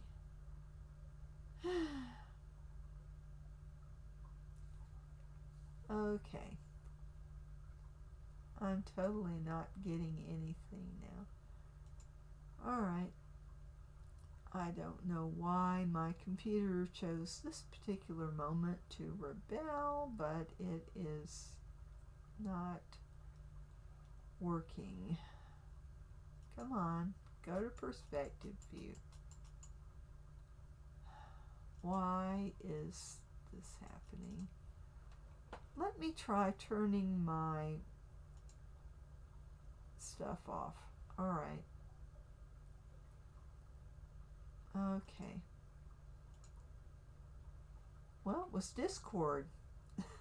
I don't know why Discord was taking all my memory, but okay, so I will leave it off. Now, I really like the Brilliance Lights. If I'm rendering somebody with dark skin, Brilliance Lights are the way to go. And this is a set that I bought. But just for the sake of doing something with the default things, I think these beauty lights are part of the default set. I'm not sure. But they look pretty good. So, the first thing you want to do is light your character.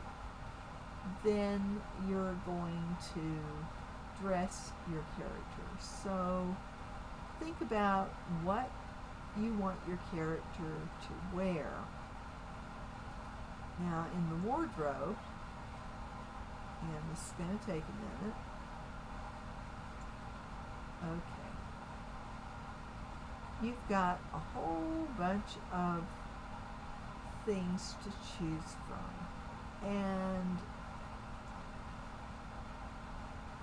we have in here pants and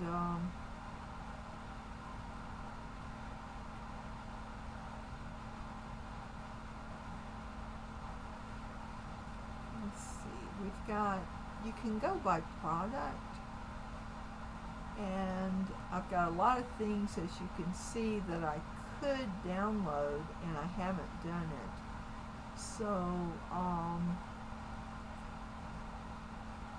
but as far as the basic products, I'm going to go to the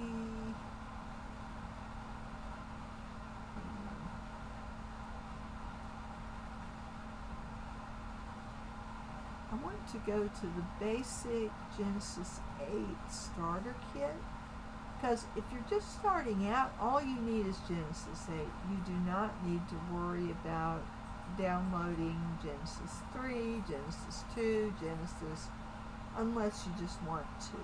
But there might be some other props and things, and DAZ does have a thing in there that it can auto-fit older content, but you may not get a result that's as posable.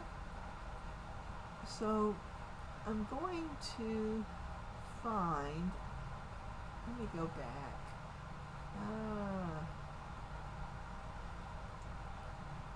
Alright, let's look at these categories. I want products. I want Genesis 8 starter kit. So I'm going to go up here and click on the G, and I'm going to go Genesis 8.1.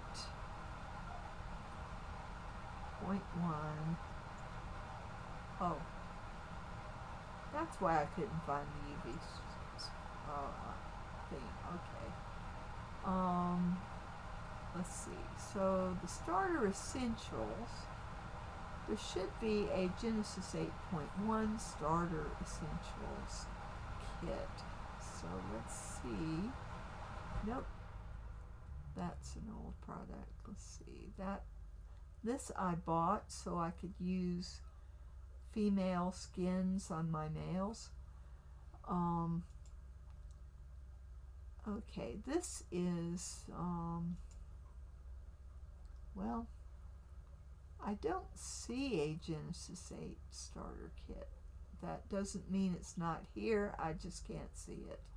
So I'm going to look at the Genesis 8 things, which also fit the 8.1 figure. So I'm going to look, there's some basic poses, and there's basic wear. So I'm going to give him a pair of blue boxers. Oh. Alright, maybe I need to... Can I get any... Alright, I'm doing iRay, so it's MDL, not RSL. So let me try it again. An error? Why can't I get boxers on my guy? Oh, because I haven't got him selected.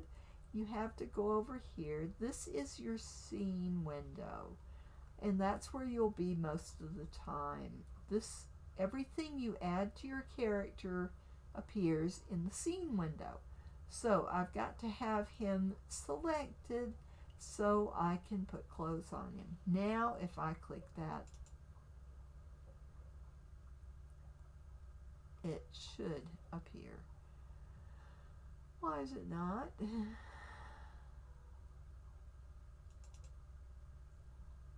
Well, maybe that's 3 to light. I want iRay. Okay. So let me figure out. Well,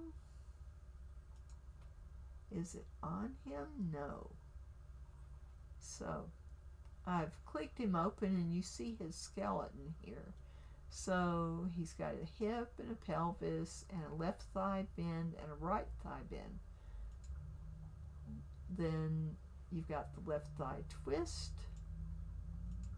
the left shin, and you see as I'm clicking these, you get this little control right here. Now you could just pull on this and manipulate his pose that way, but I don't recommend it. I recommend that if you're going to pose your character, you go into Genesis 8.1 male and go down to actor and go down to, say we want to go into,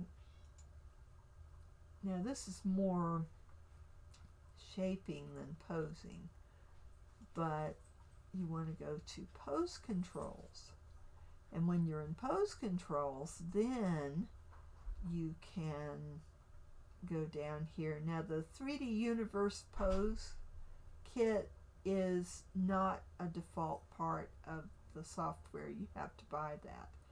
So I'm going to use this, and I'm going to just manipulate his foot to show you his right foot, so I can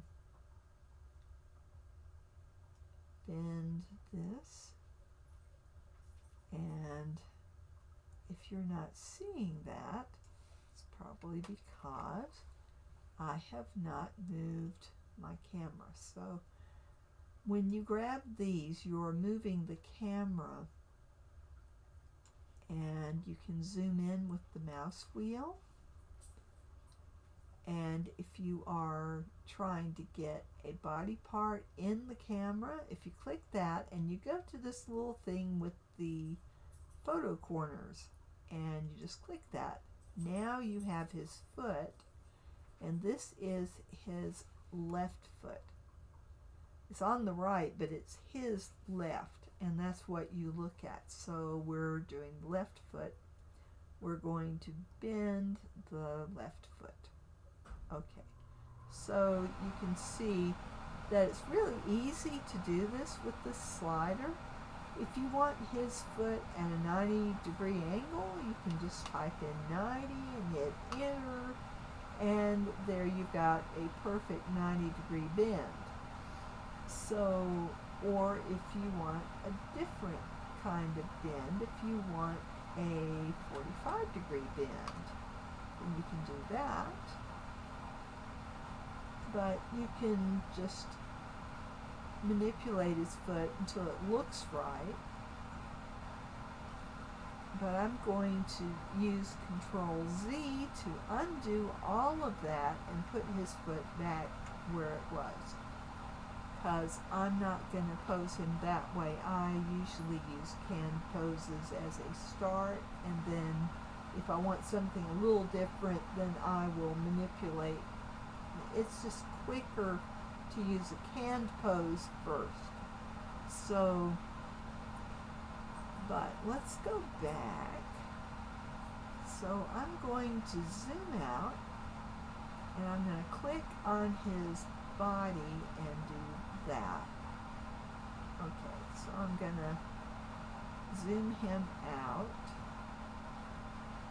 and get him all in there so I can see what's going on, and I'm going to try to dress him again.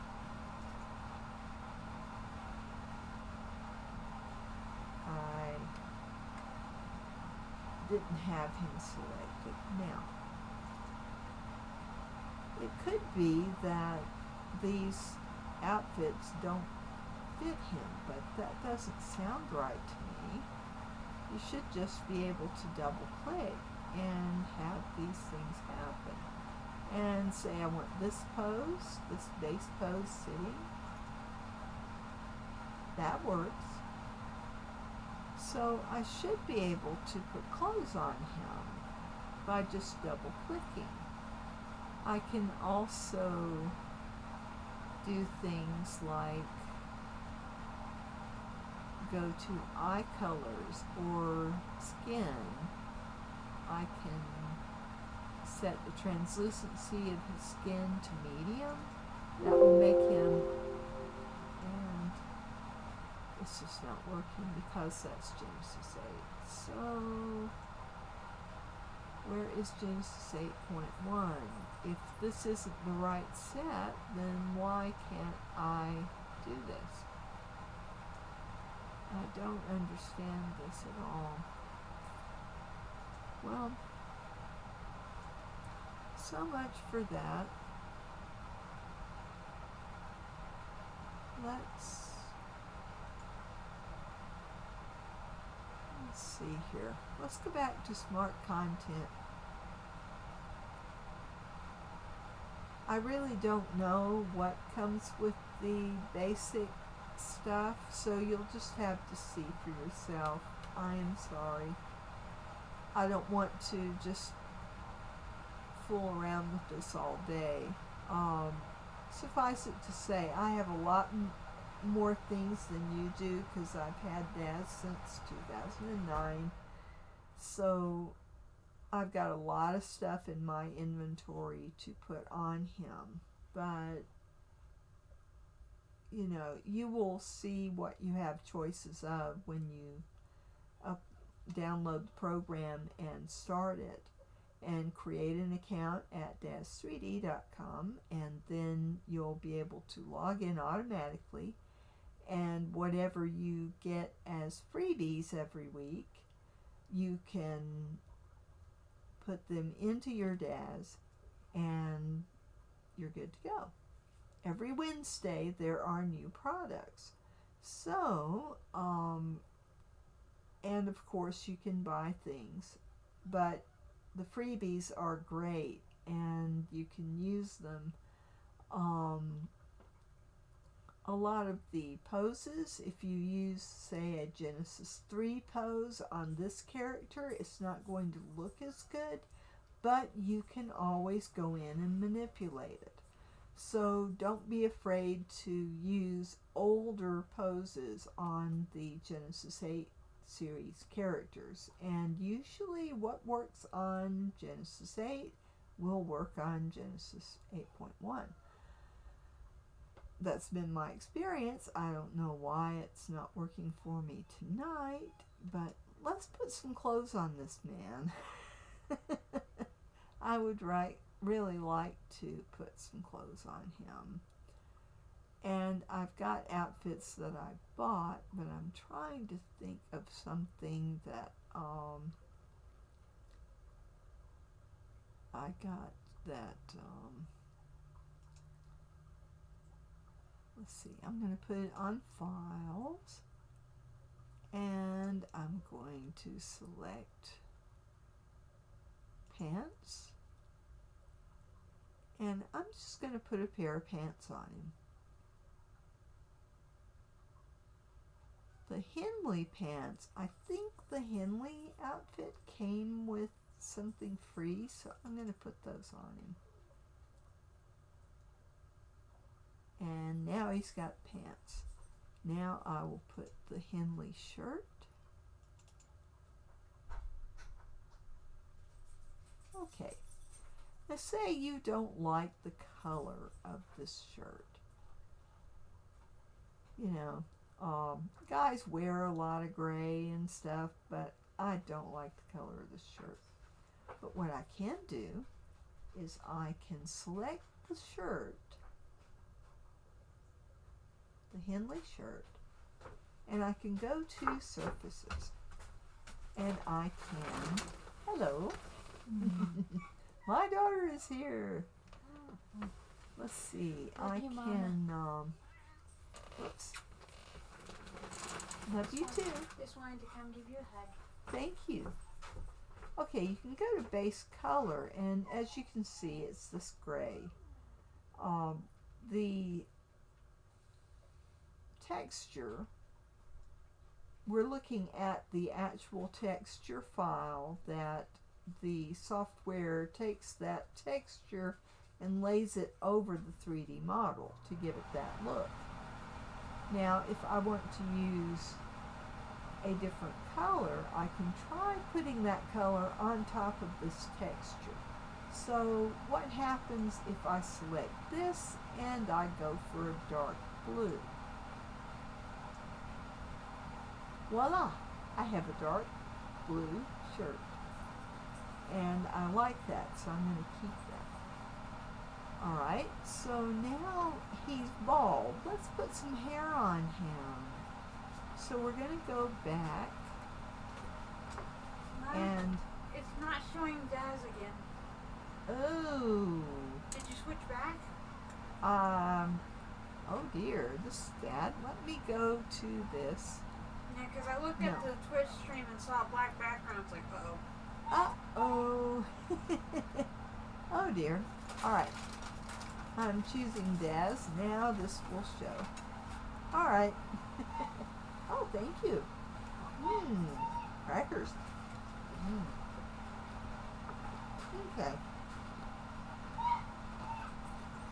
I am so sorry. I didn't know I had a blank screen. I switched it when I went to show you the picture that I rendered. So, okay. Now we're going to select him. We're going to go up here and select Genesis 8.1 male. And we're going to go to hair. And I'm going to go to short hair. And I'm going to pick the Yarden hair. I really like this hair. So,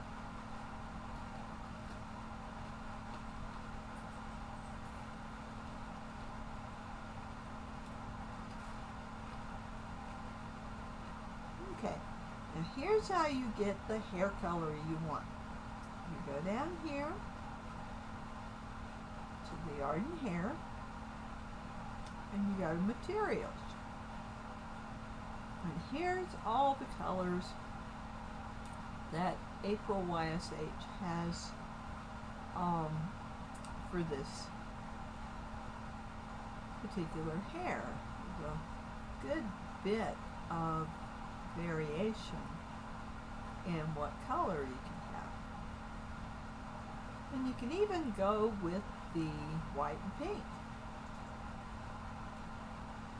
Cool, huh? So, now, say he's supporting breast cancer research, so he's dyed his hair pink. Okay. Now, we're not through yet. We have not selected his eye color. Now, he has a default skin, so we're going to stick with that. But say I want a little darker skin. We can put him like that. And I can go I need to go up and select him again, and I'll go down to surfaces, and I'm gonna open that up, and there's a selection called skin, lips, and all that. You just need that. Now, and you're not seeing a map because it's a bunch of maps, right?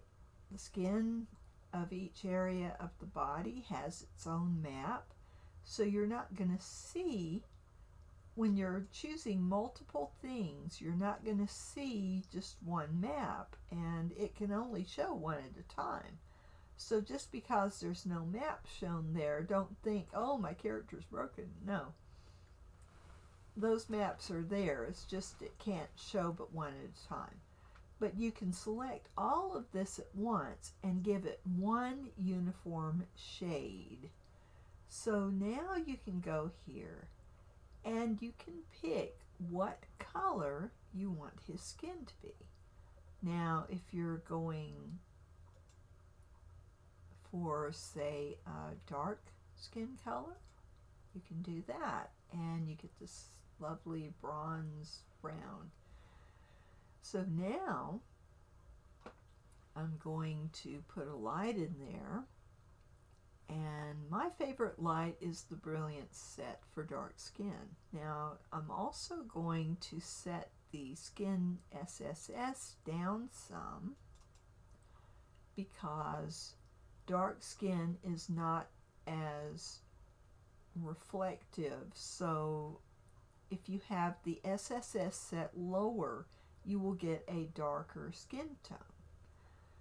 So now let's go, and we've got him dressed. I'm not going to do shoes because we're doing this kind of portrait. So we are just going to have him like that. Now I need eye color. So again, we're going to materials, we're going to eyes, and we're going to eye colors. And let's give him some really pretty brown eyes. We could go with that, but that's more colorful, so I'm going to go for this one. Give him kind of honey colored eyes. Okay. And now we are ready to, let's see, we've got hair, we've got skin color, we've got clothes, and we've got a nice pose. So we need a facial expression, don't we? So for that, we're going to select his head. So if you're going up the skeleton, you're going to go for the abdomen, abdomen lower, abdomen upper, chest lower, chest upper, and the neck is going to be off of the chest. So neck lower, right here, neck upper, and head. At this point, you should be able to go into parameters, pose controls, and now you've got some expressions. So if you go to expressions, all right, now I have an expression package.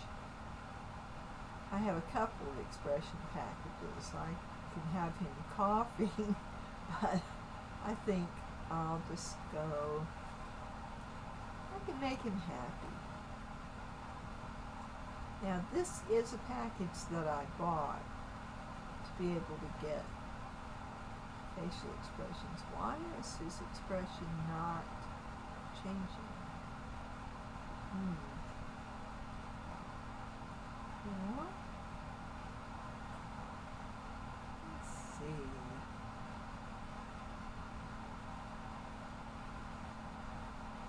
Well, we are supposed to be seeing a happy face, but I'm not getting that.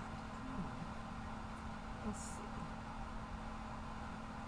And we can adjust his neck. We can bend his head. So if we wanted to look up, say he was brooding and then he looks up and sees his girl, and or maybe he's checking out something. Okay, so there you go. Now, alright, so I've got, and I could work with that lower neck too.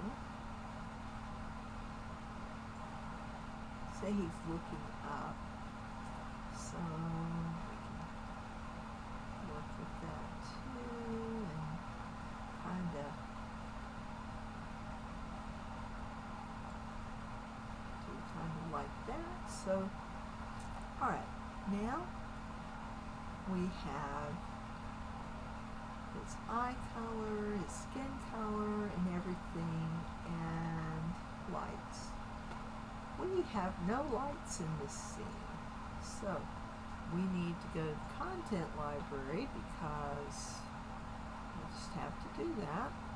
So I'm going to go up to B and get my Brilliance Lights. So if you don't see one of the products that you know you have, you can go to the content library and just look for the product.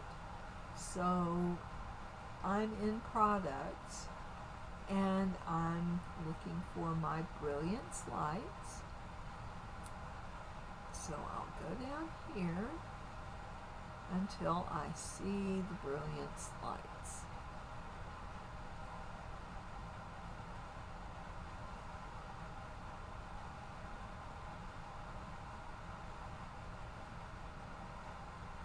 Okay. And for a darker skin like this, I will pick the Brilliance set number 5. And you see, that's a lot different. So now, I'm going to go over here, and I'm going to select the lights, first of all. And I'm going to make sure that the parent of those lights is him. And you notice it says none. Well, I don't want it to be none. I want it to be him, right? So, because these are portrait lights, so I want them pointing at him. Now, you don't see any difference yet, but now I'm going to go to parameters, and I'm going to go to rotation. And I'm going to rotate on the X until I get that light where I want it.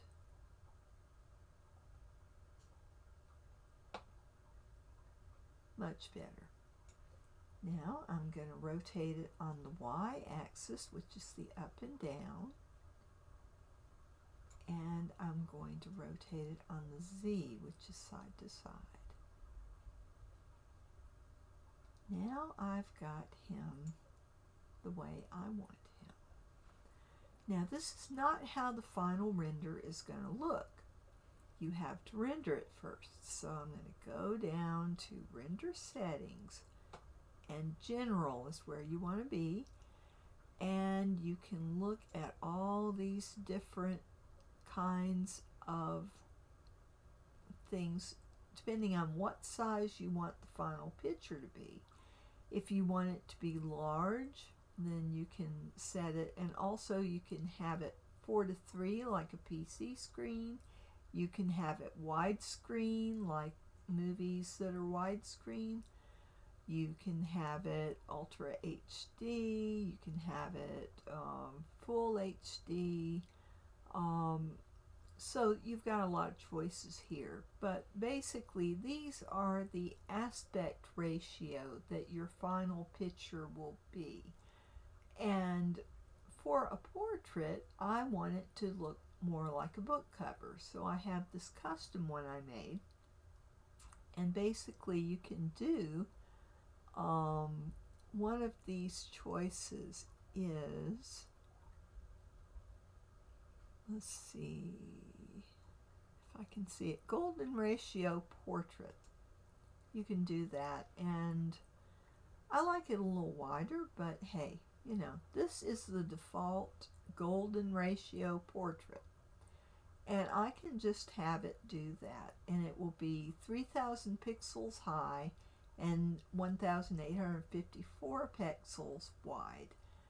And the pixels, or pixels rather, got pixels.com on the brain where I get photographs from. The pixels determine how many little dots of color will be in your screen. So the more pixels, the bigger your picture will be. So we're gonna do a still image. We're not doing an animation, but we could do an animation. And we're gonna do this direct to file because it's a lot quicker. And this time we're going to do a different name. And this is, I'm gonna put Genesis. Oh, you know what?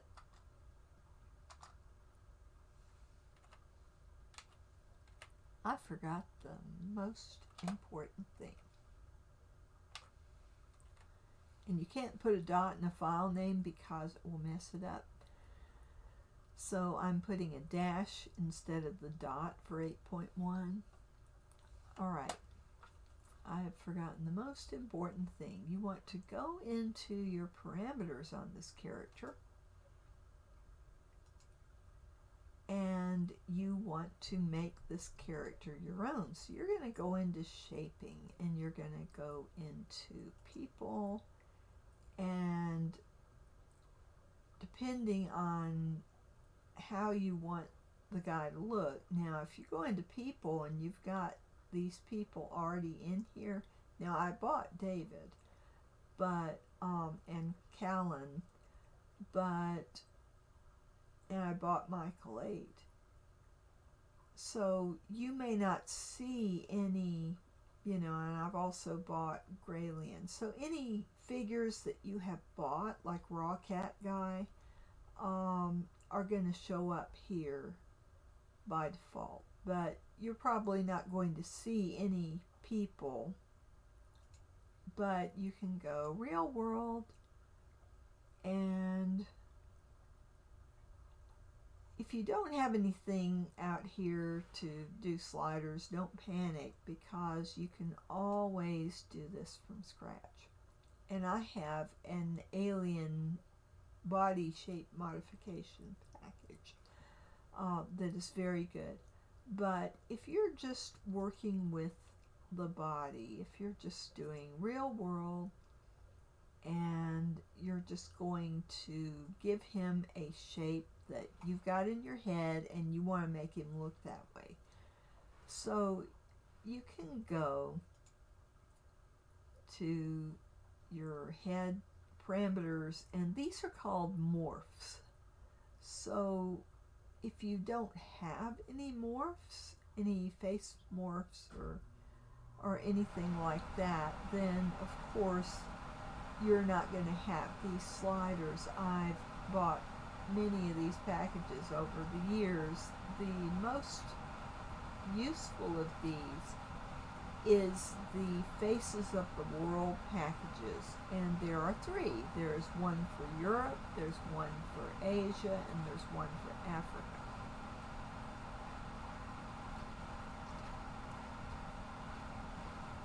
So,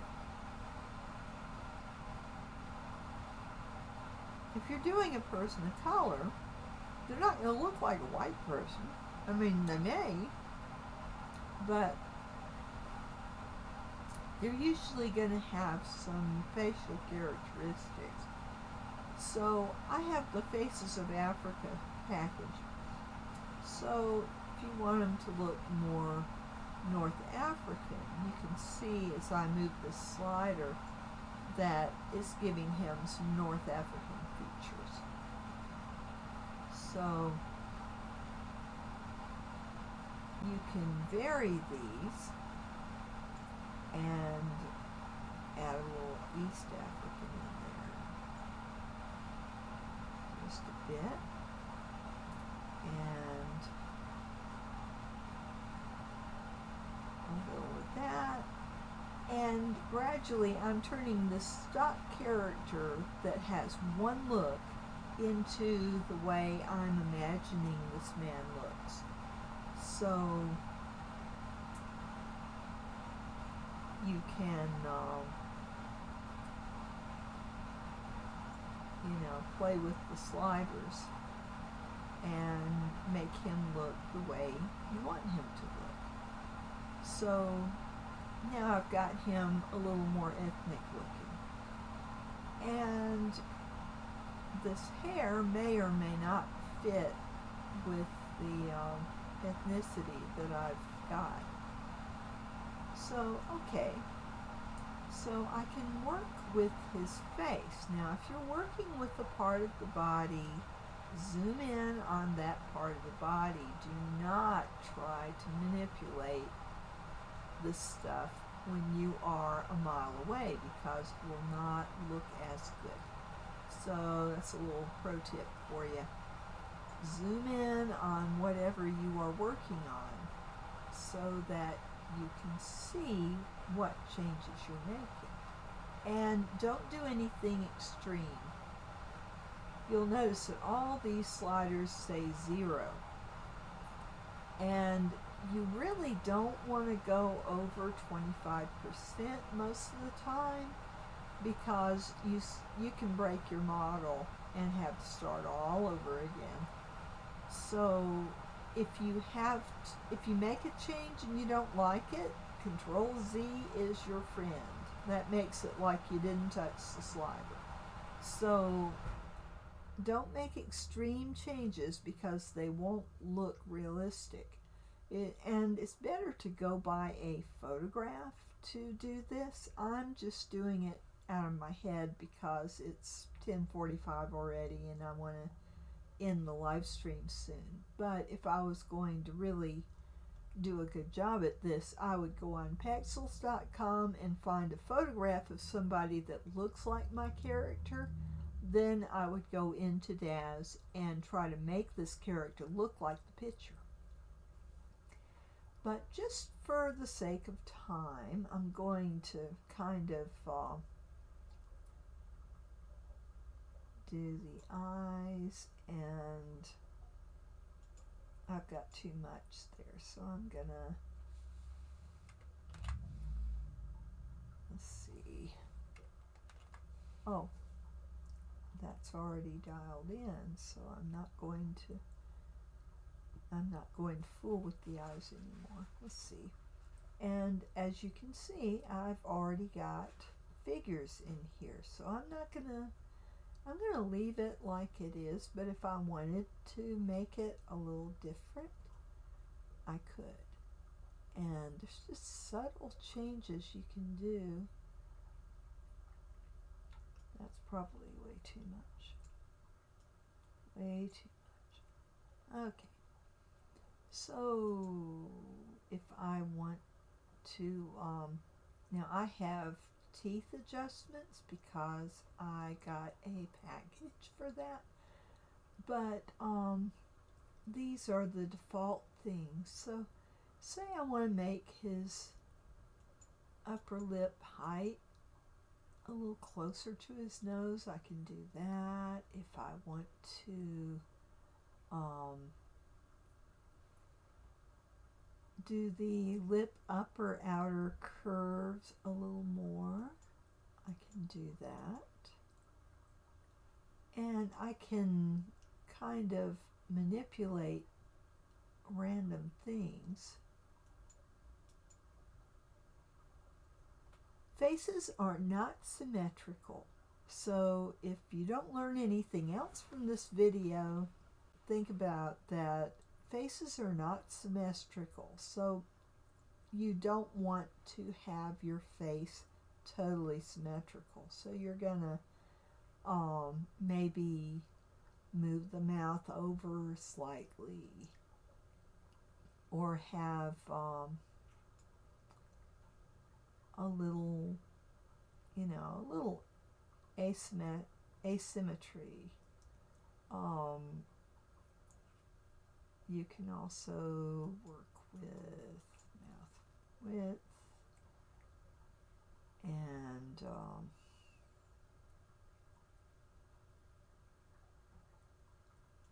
some of these I can't tell what they are, but I'm just kind of manipulating them to see where they are. And ears, so you can give his ears a little different shape.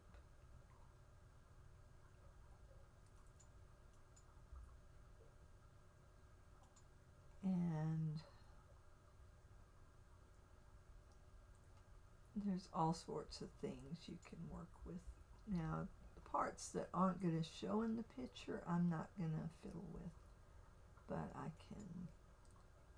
Now, again, you want to look at the part that you are manipulating. So we're working on his chest. We can make his sternum a little wider. We can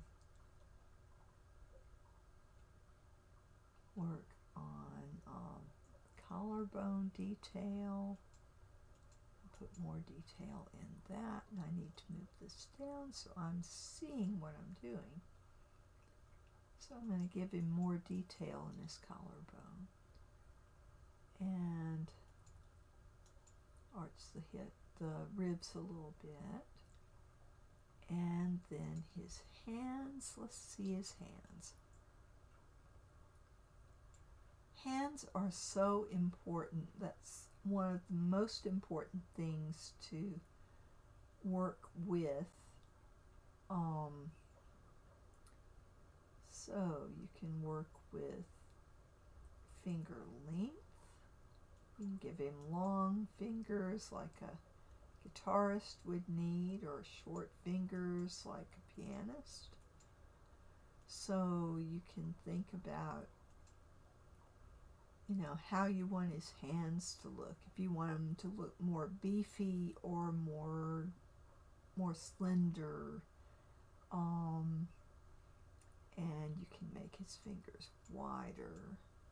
Say he's strong, you know, he's probably going to have wide fingers, and you could just do the right hand a little differently than the left. And you could make his hands thicker or thinner, depending. And his waist, you can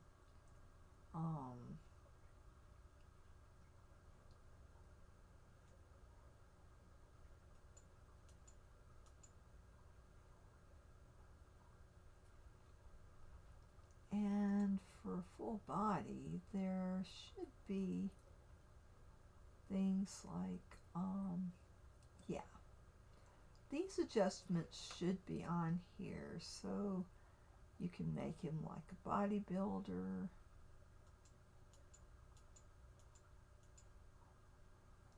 And again, I would not go over 25% on any of these parameters. And you notice that the bodybuilder details and size came up too. So remember that when you're doing these. And you could do fitness. If you want him to be, and if he's heavy, he can be fit and heavy too. So we could make him a little heavier, because most of us are on the heavy side, at least here. And you can make him tall. Okay, so I have made some little changes, and now let's see how we did. Okay, and now we've got him ready to render. So I'm going to save this file before I render, and I'm going to go up to characters, and This is, oh dear. Now I've lost where I'm at. Okay.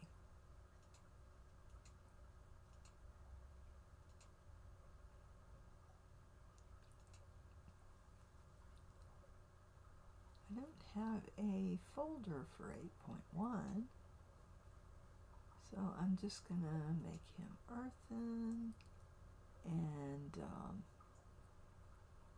let's see, I'm just gonna put him right here. I'm gonna say G8.1 male. Okay. Always save your file before you render, because things can go wrong during that render and you don't want to lose your work, especially when you put this much work into your character. So I'm going to go ahead and render, and there we go.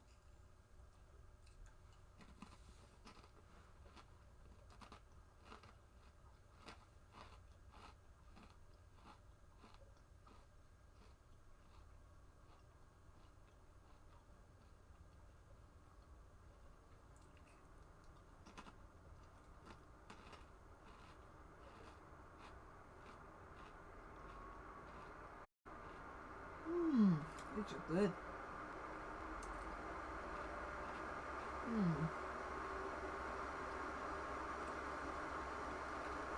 Now this one's going fast. Look at that.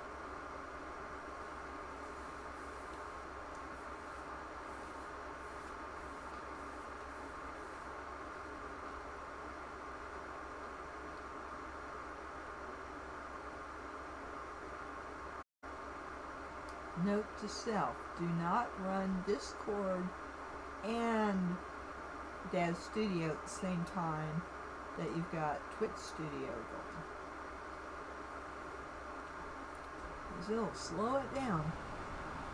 The more program you have open on your computer while you are rendering, the worse your time factor is going to be on your render. Now, it doesn't mean you can't use your computer for other things during a render. I don't see that it affects my quality at all to have other things running at the same time. But if you want your render to go quickly, don't have a lot of windows open. Don't have a lot of software running, because it will affect it. So,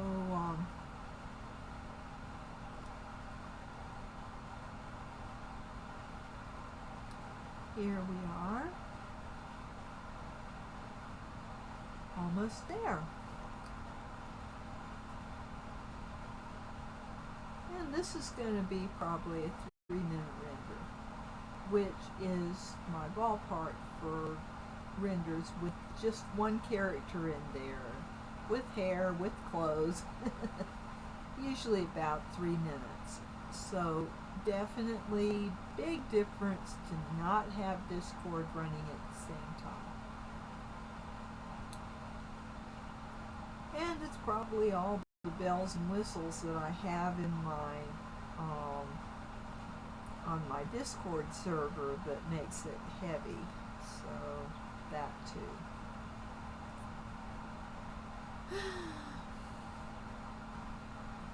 Alright, this is going very quickly, and you can hear my fans on my graphics card going whoo. My graphics card is working really hard. I have an i9 Intel i9 CPU. I have an NVIDIA 3060 GPU with 12 gigs of onboard memory, and it just makes DAZ run so fast. It makes View run so fast. I think the longest amount of time that I ever had a render going for was a week in View. Never had one that long in DAZ. I think an hour is the tops that I've had there. But I've always done very simple renders like this one, just single character, dress him, pose him, put hair on him, and render. So if I have a complicated scene, like say I have one of Stonemason's lovely background scenes, and I've got characters in there too, it's going to take a long time. But you can render in layers. Now when I get this render, it's going to have a transparent background. So next time I will show you how to take that transparent background and layer up your picture. So your final picture may have a lot of different components, but you can use GIMP, which is another free software, to line up those layers and make it look the way you want it to look. So that will be for Monday. So in the meantime, I wish you a good weekend, and I will show you the final render. And once it finishes, it's almost there, 98% now. So it's almost there. It's been going for 5 minutes and 41 seconds. My goodness. Well, I said 3 minutes. It didn't quite do that, but it's because I think I'm running Twitch Studio to stream, and that takes some resources. So I have a little notepad file up, and I do have Chrome, which is on the DAZ site. They run movies, so yeah, that is probably affecting it too. I forgot to close Chrome when I looked up the link for DAZ Studio. But if you get DAZ Studio, it's not that hard to learn. It takes a little bit of getting used to, especially how to move the camera so that you've got your character centered the way you want to have him look, and all of that. This little cube up here is how you manipulate the angle that the camera looks from side to side, and then the little 4 arrow icon is what you use to actually center the character in the viewport. So, and the square here is what's going to show in the picture. So anything outside the square is not going to show. So if you're doing a book cover, this is it. So now let me show you this. Now I'm going to go back into Twitch Studio, and I'm going to go to and change my capture. Well, I can't do it yet. Wait. I need to first bring up the picture. Then I'll change the capture to it.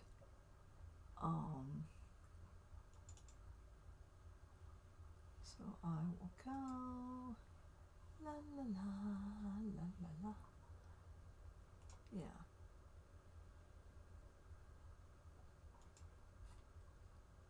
Okay.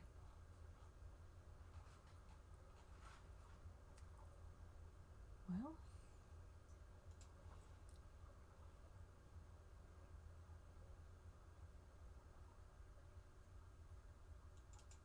there it is.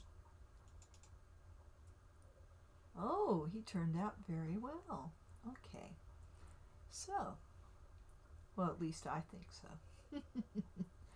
Alright, so I'm going to change the focus to photos.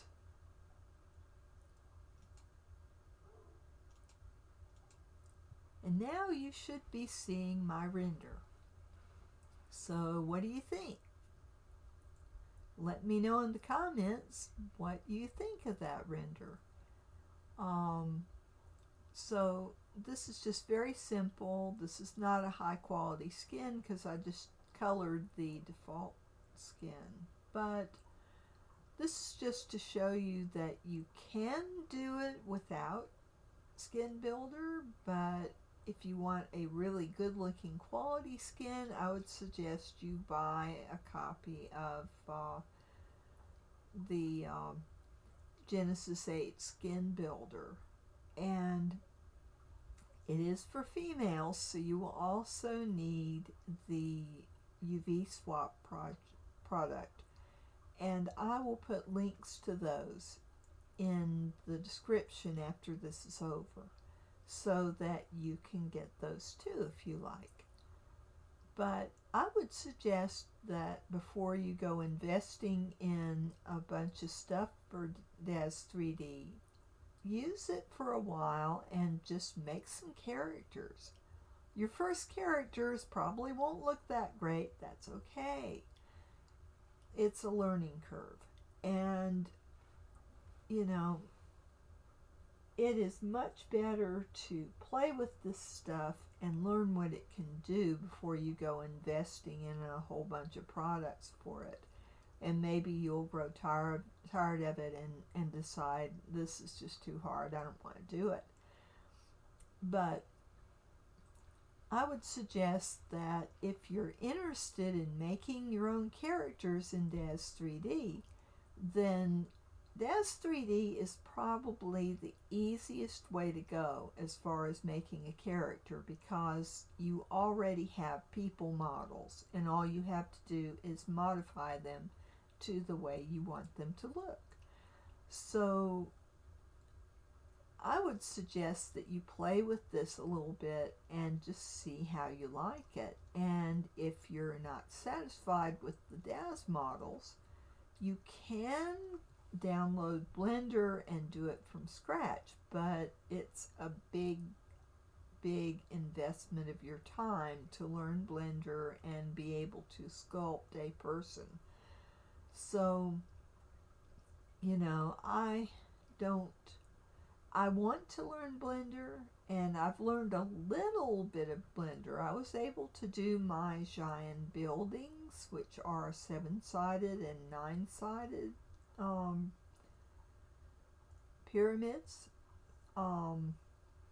very simple geometric shapes, and it took me weeks of tutorials to get to that point where I could make those.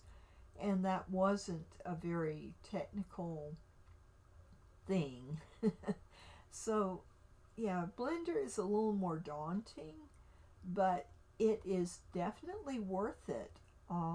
There's a fellow, if you're like me and you really need things spelled out, Born CG is a wonderful tutor for Blender. So he has a course on the latest version of Blender, and Blender 3 is out now, which is easier than the other versions.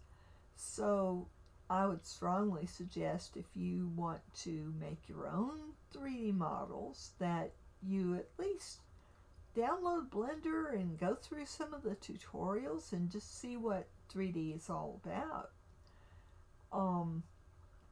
You may not get any further than me, and you may just be doing simple geometric shapes, but you can do a lot in Blender, and including video editing, which I really want to learn to do in Blender.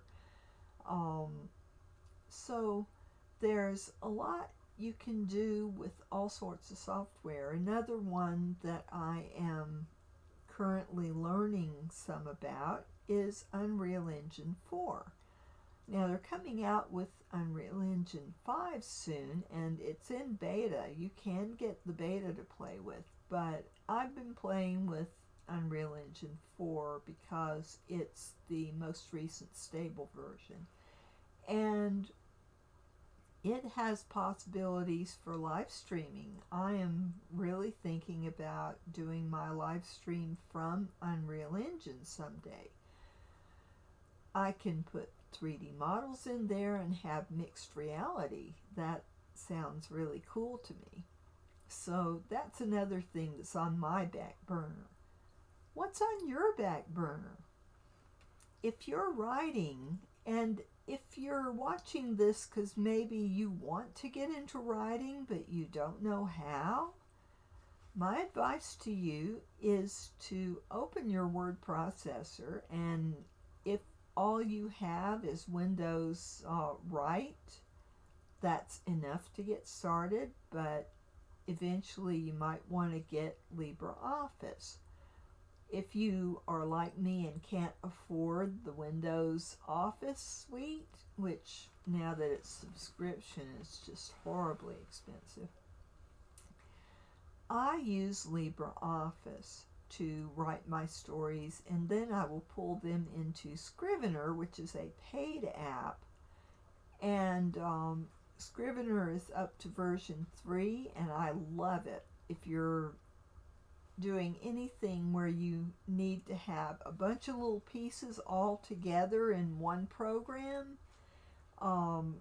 in Scrivener I can import my LibreOffice file. So I've got my story there. I can split it up into chapters. I can move the chapters around because they're on index cards. And I can also have a section for my characters, a section for my settings, and a section for my plot. So I've got everything I need and my research all in one document. Scrivener is wonderful. I will also include a link to it. So in the meantime, I hope you enjoyed being with me tonight. I enjoyed being with you. And I hope that you will join me Monday when I go into more about creating characters in DAZ. Because I really think that a lot of writers, you always want to visualize your characters. My sister used to sculpt some of her characters. She was very skilled in that. I never was that good at sculpture, but to sculpt people. I usually did little animals and stuff, and that was in high school art. So, I also used to love to paint and draw, and my hands just won't do that anymore. But doing it on the computer makes it a lot easier for me. So if you have handicaps, definitely there are tools to help you if you're doing things on the computer. Maybe you can't get out the paints, or maybe your hands aren't steady and you get mess everywhere with paints. I do. So that's why I just transferred everything to computer, and I do computer graphics now. So I'll be going into the tools I use and why I use them. And DAZ Studio, I used to be a poser person. My sister bought me my first copy of Poser, I think it was 7, years and years ago in 2009. And I constantly was breaking my models. Poser is a lot more complicated than DAZ Studio.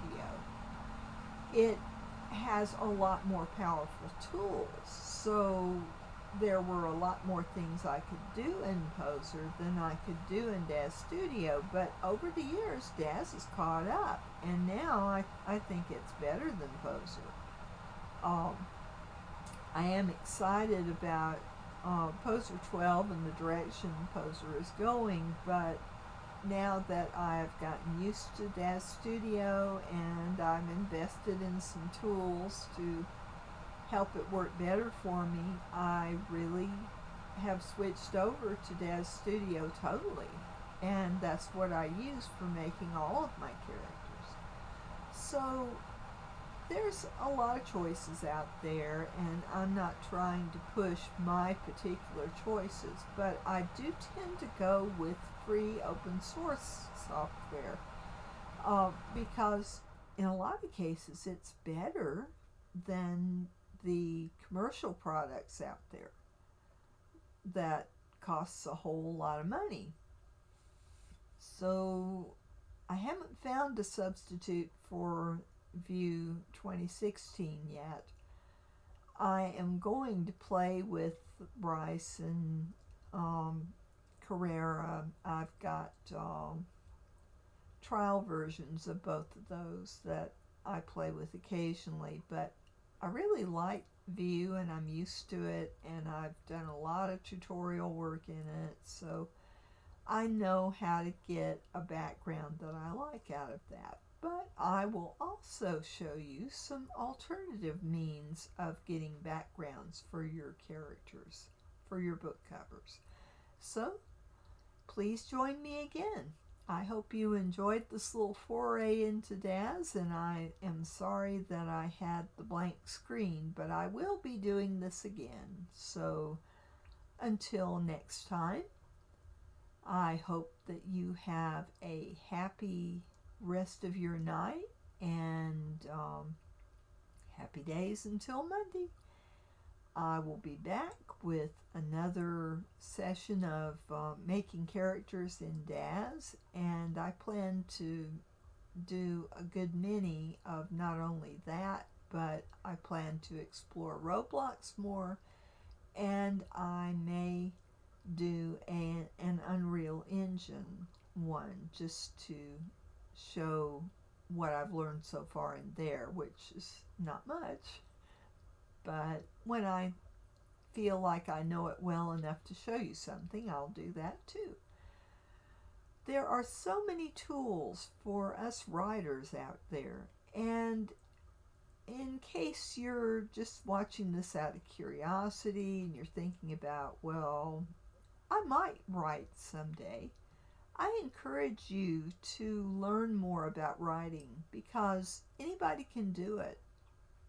All it takes is a paper and pencil, or your notepad file, or your Windows Write, or whatever you use on Macs. I'm a PC person, but definitely a lot of the softwares that I use will run on a Mac as well. So, or Linux, if you're a Linux person, all power to you. You know, there are tools out there for you, and you don't have to be a famous writer to help your mental health through writing stories. So that's one thing I plan to explore on these live streams now that I've finally got a way to share my screen, and I just need to be careful that everything shows. It's getting there. I'm a little disorganized because I have ADD, but don't let the disabilities get you down. And if you want to write, how you tell whether you are a writer or not is simply, do you have that fire within you? You think of things, maybe characters or settings, and you just want to write them down and describe them. And if that's you, you are already a writer. So even if you keep a journal, or you write poetry, or whatever you write, it's a good way to let off steam. And in this time of COVID, everybody's stressed out.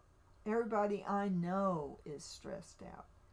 So it's a good way to get these feelings out of you and into the environment in a constructive way. And it's better to write something and create than it is to put your fists through the wall, right? So definitely writing can help you translate your emotions into something and use it in a way that might benefit other people. And I encourage you, if you have any enjoyment of writing, don't think about your school assignments, because you know, when you're sitting in class and you've got a deadline and you've got to produce something, and maybe the topic you've been given is not the most interesting in the world. Under those conditions, anybody would hate writing. But if you're writing for you, you can make whatever happen on that blank screen or that blank page. You can be in total control of your universe in a time when we have very little control over the world we live in and what happens in it. So it's a way to feel more fulfilled. So I encourage you to try writing and see if you like it. There is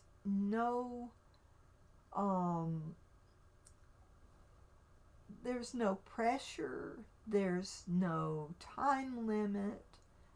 It doesn't have to be poetry or, you know, like Tolkien and his wonderful universe. It doesn't have to be wonderful.